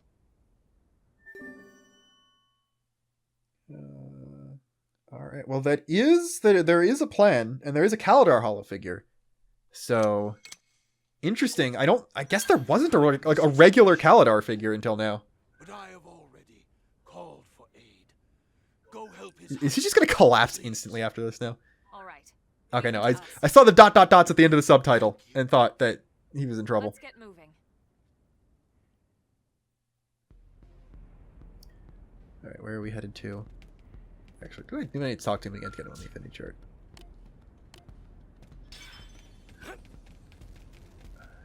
I'm gonna try not to get too over-leveled for the epilogue, so I'm not gonna fight any of these guys if I can just help it.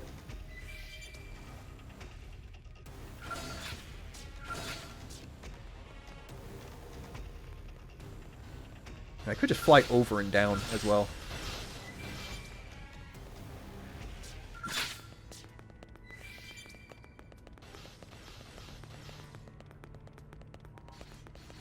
I don't know if I ever realized you could just run past those two guys. Wait, hold on. You guys are... Yeah, they will still aggro you if you get close enough. You just are allowed to run straight past them and be completely fine, I guess.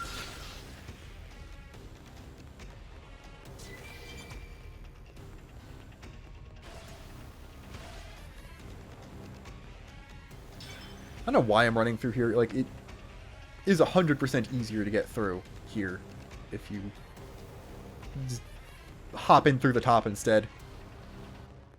Like, yeah, it's just in the middle. I could just fly up there. But this is cooler. And none of my party members have TP anyway, so...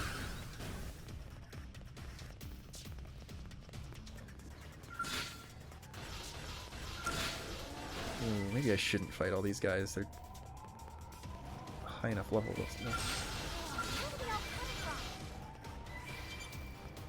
Getting experience from them. Watch out.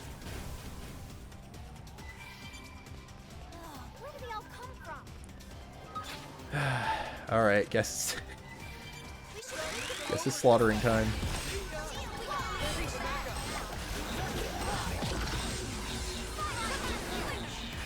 No idea how many are still aggroed on me. Alright, not many if I only actually got 10 from that. Okay, cool. There was just the one guy.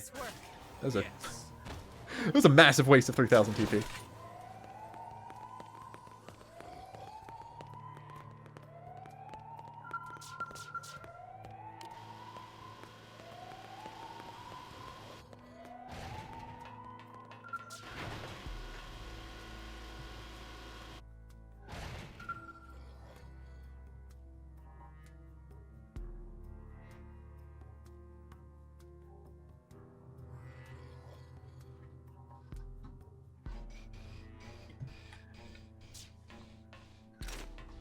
I do think both of these weapons look very cool, by the way. Just chop gear.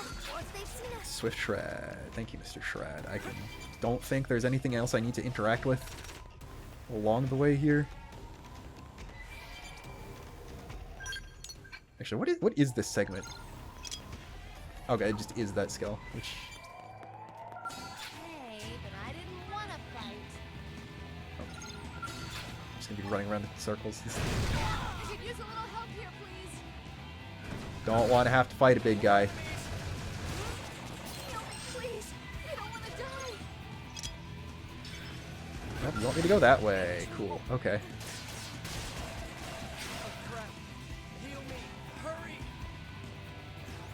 I'm in big trouble. Keep hitting Mia. Just keep hitting me. Just don't hit me with the debilitating missile. That's neat. Well, that's my fault.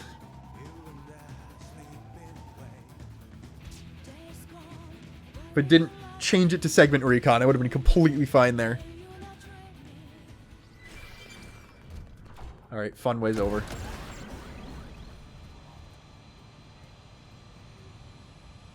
By the way, I did have it set to the new Don't Worry.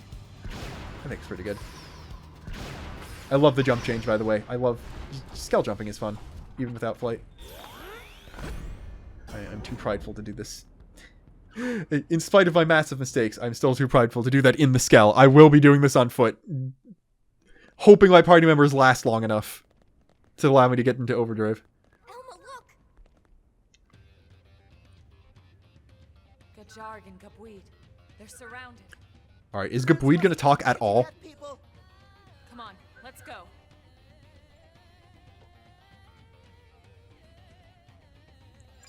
See, it's gonna go like 3 levels below. Nameless Kaladar, got it. I thought they were just gonna be called Kaladar, because those are the ads Gabweed spawns. Thinking of like... Oh no, they're just not in the fight. I thought they'd be like actually helping on the field. Outside the cutscene or something.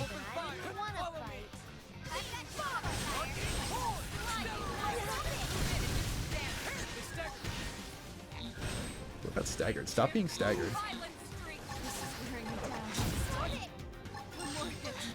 Might be bad without overdrive.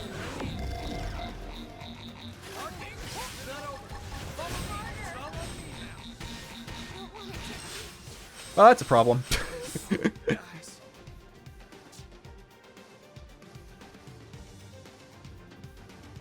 Yeah, I go in with 3k TP, I win the fight. I do not, I lose the fight. Okay, but I didn't want to fight. We should weaken them just if we got this.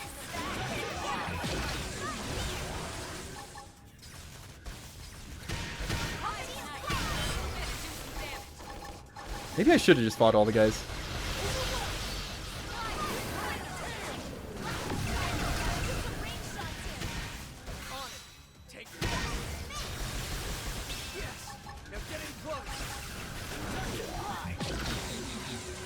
I could just press quick cooldown on the hair trigger a bunch of times.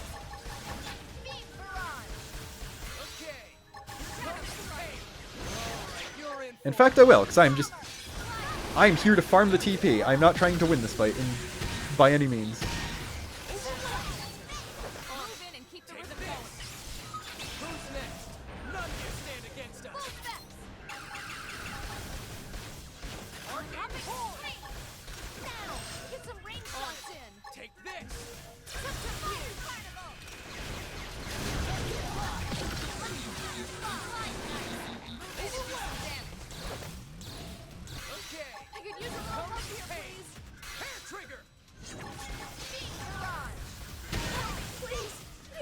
How does she keep getting aggro? She does not have a taunt.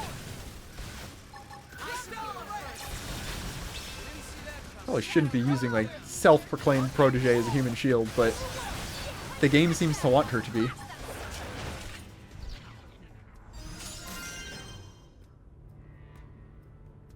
Alright, well that's... Sure, I'll take the level 50 scale weapon for the level 50 scale I will not be using much.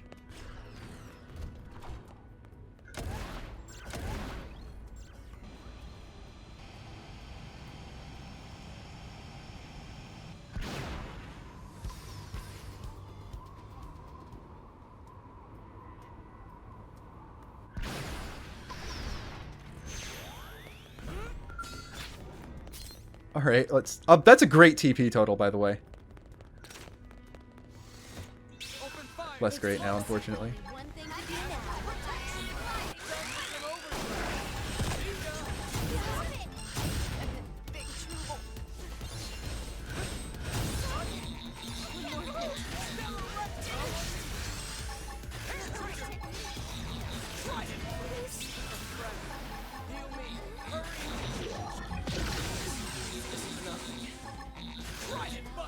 Why are they invincible? That's... okay, well... Huh. I guess we're using the skells then. Just for the sake of expediting things. Will the skells be enough? That's another question.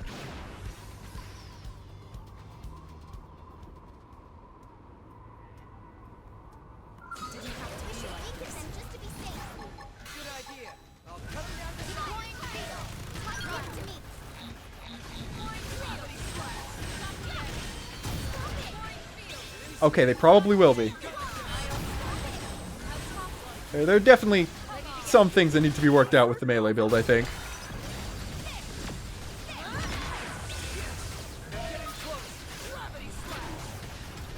Like, I just need to get a higher level version of the aura up immediately, or I just lose. Unless they're attacking a lot with gravity and I wasn't realizing.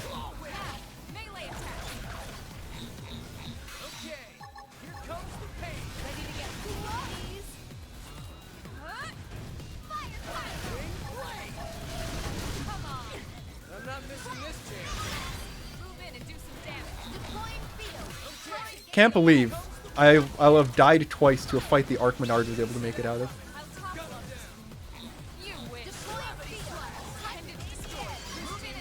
Yeah, it's probably an on-foot fight here too. Like some Ganglion Remnant guy or some other Rothian. Your arrival is most welcome, humans. But again, Elma's here. A Rothian named Nizine sent us. He was hurt pretty bad, but he insisted we help you first. It seems I have been blessed with exceedingly loyal vassals. My prince. She's just... I'm amazed she's actually speaking in this. Elma, was it? I would ask your aid again, if you would offer it. Assist us in destroying the Rothian skells that remain under Ganglion control. Also, I'm a very big fan of the fact that Gabuid's outfit is available. When the Ganglion replicated the original, they made changes. Organic sensors within the replicas lock out Rothian pilots. There is little point in reclaiming something we can no longer use. Best then to destroy them, so they cannot be used. I mean, the humans could use them, and then they could reverse engineer them and make more. But maybe that is just what's going to happen. We are going to get schematics for them. Destroyed 3. That should leave 10 more somewhere. Okay.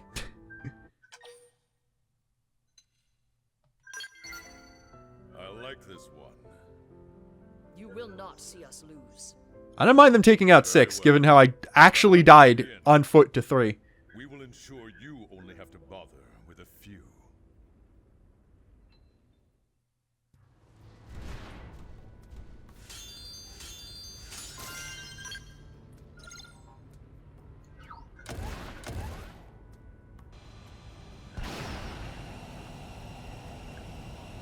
Probably work my way up to overdrive if I'm...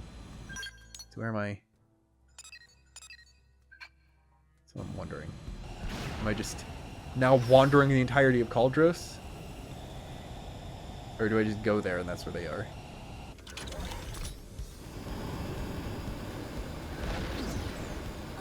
It's a very satisfying button to press. Unfortunately, I don't have the fuel to press it as many times as I'd like.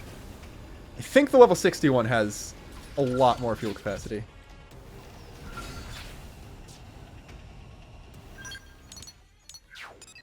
That's true. I guess this little Ganglion stronghold over there never really does anything. The original. That makes sense. It's a place to just put this stuff. Alright, who's attacking me here? One of the skells just crying its heart. Oh!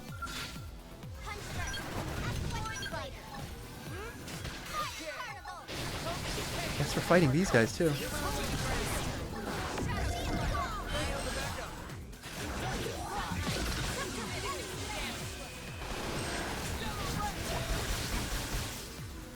Skell battle theme. There's a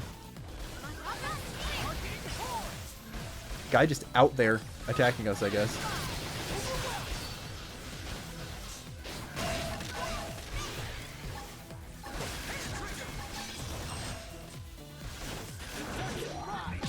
That's how we do things here. Burn the hair trigger unconduction rise. Just to gain more TP. The Elma and Lyn have like level 20 weapons at most, by the way.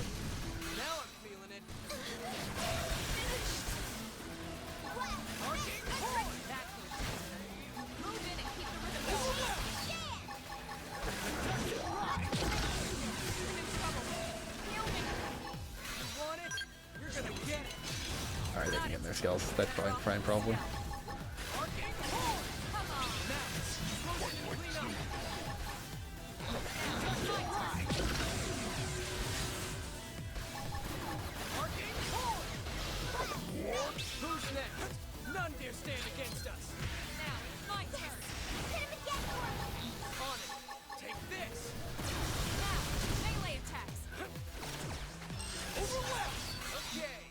Overwhelm's really helpful just because of how short its animation is, too.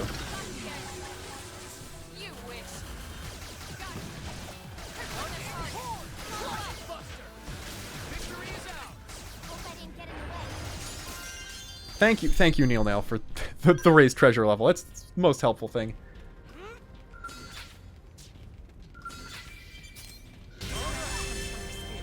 Alright, well, I guess I'm getting higher leveled and fighting a tyrant here as well. Sure. Why not?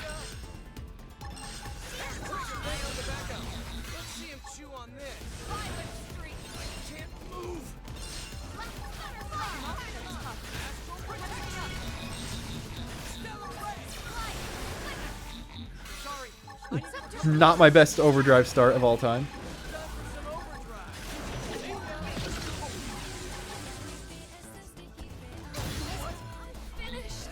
That is the weakness of this build. Just to just get hit by things like that sometimes.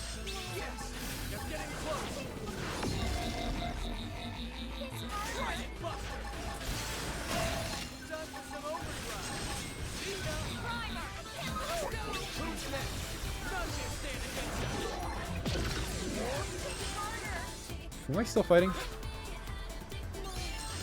That guy, you know what?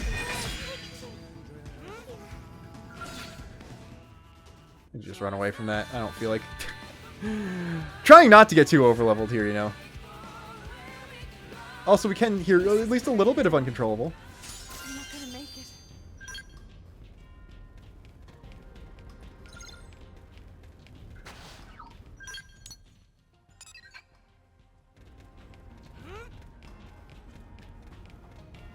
Oh, they're just more in the space. Got it. Okay. That makes sense.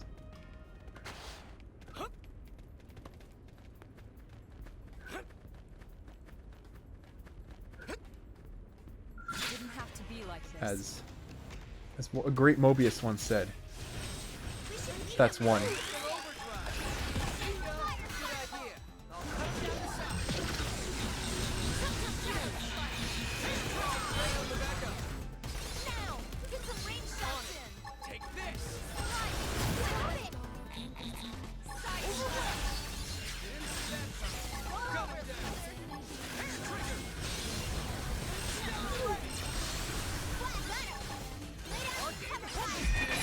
Alright, well, they have 75k HP, just a quarter of what Lau did.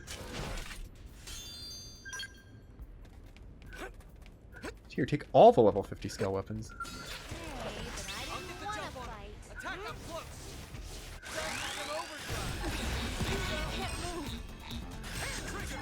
At this point, like, actually overdriving on them is kind of overkill. Just, I guess getting hit by 3 at once that did it.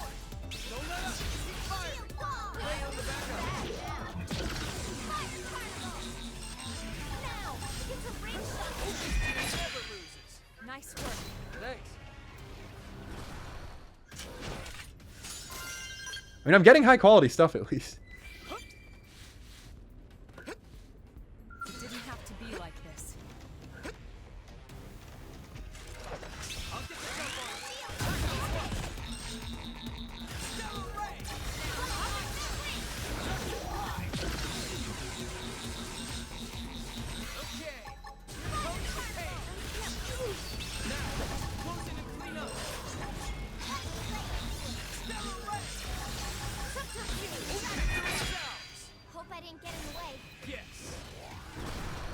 Guess I just simply got overwhelmed on foot fight with the 3. Very unfortunate I actually lost there twice, because this is very fun to play, by the way. Hey, but I didn't want to fight.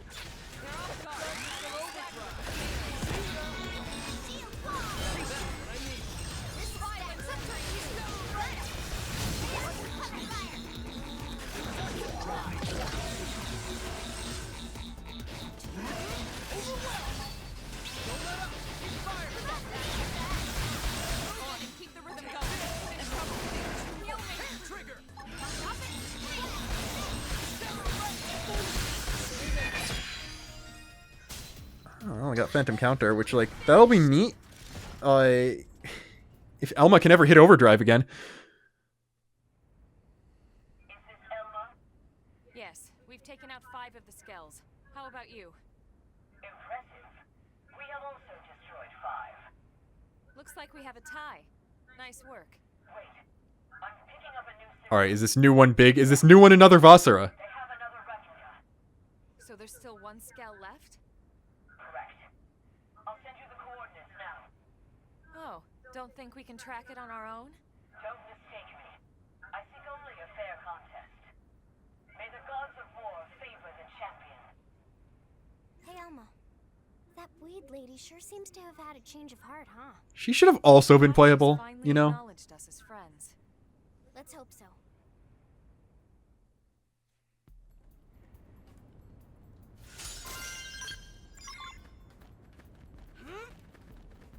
I only just realized Mia is in fact high enough level to use the level 50 skill now.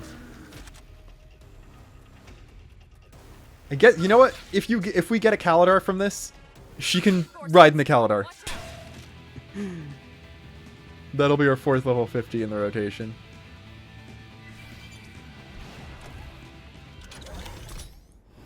Alright. Just believe a sign of Zeta so hard right now.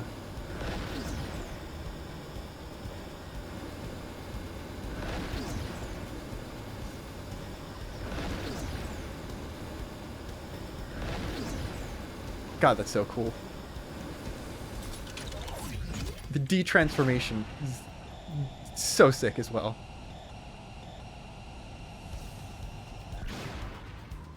Ah yes, here, again.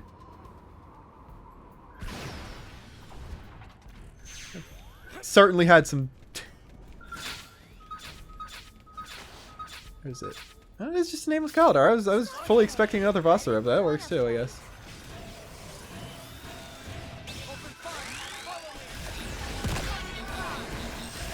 Alright, well there's... I think the Falsewoe Tyrant up there got... He's stuck in this too, so...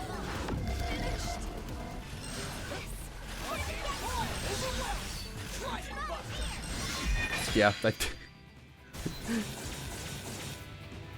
At least we don't have to fight the Tyrant. Trident Buster kind of works. And that makes 6. In your face. Beaten to the prey. I must confess, this is unexpected. But the fact of your victory is... I mean, Lynn's wearing a 6 stars chest piece, so the Rothians basically won. And yet we lost nonetheless. No complaints, Queen. The original blame for this matter lies with us. We owe them thanks for their aid in resolving it. Yes, my prince.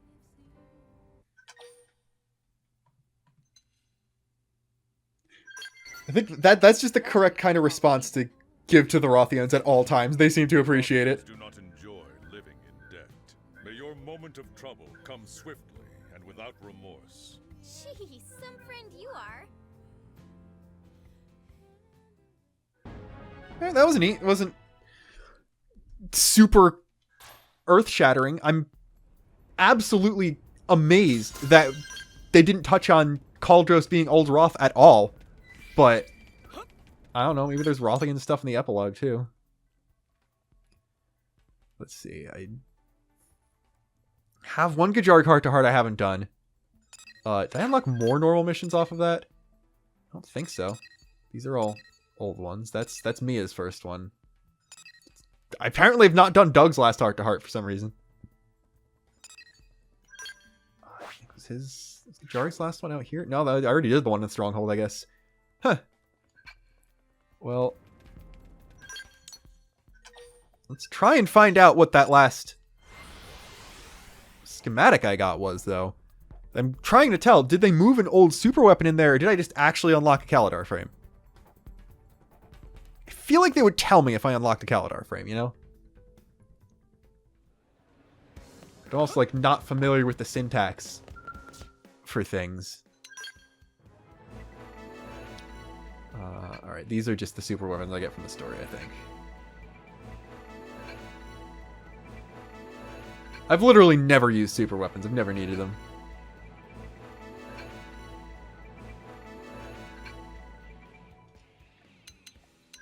Scale frames. Alright, these are the customs. Ares 70, Ares 90. I bought 2 golden Igrilith hearts without realizing I didn't need that. Pressfelg board. I think these are just the upgraded versions of Police and Dozer.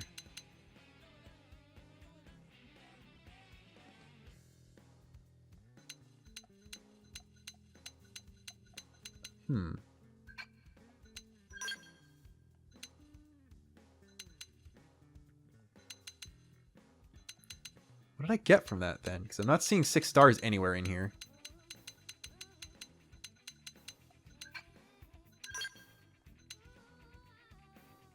Alright, here's all this stuff. I forget what some of this stuff is. Is this like the Elma True Form stuff? I think so. The Infinite and Trues, the Alma stuff, and then Reginald and Bunny stuff. Okay, so what I'm going to do then is look at the completed Affinity Missions tab. File USP11SA. So that is a Sakuraba thing. Let's see.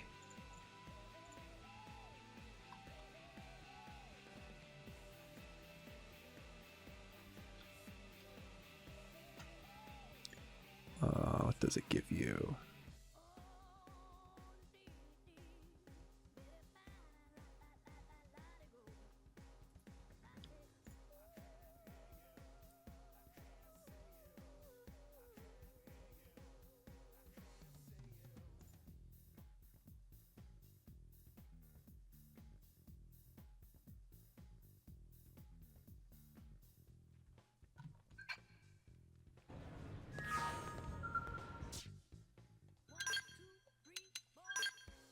I think it appears to be just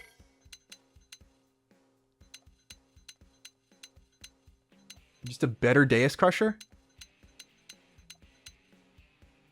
Did you just get this one by default in the original?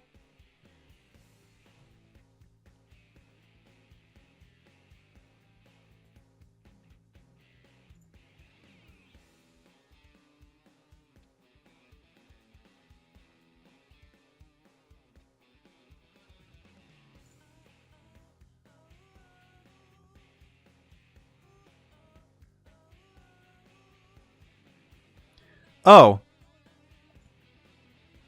This Affinity mission was in the original game. I am stupid. It just hits different because he's a playable character now. Gajarg, the only thing they added was the playability part to him, I guess. That's neat. I have no idea how I'm going to put this video together now. See you next time where I talk about the Act 1 of the epilogue, I guess. Goodbye. I'm an idiot.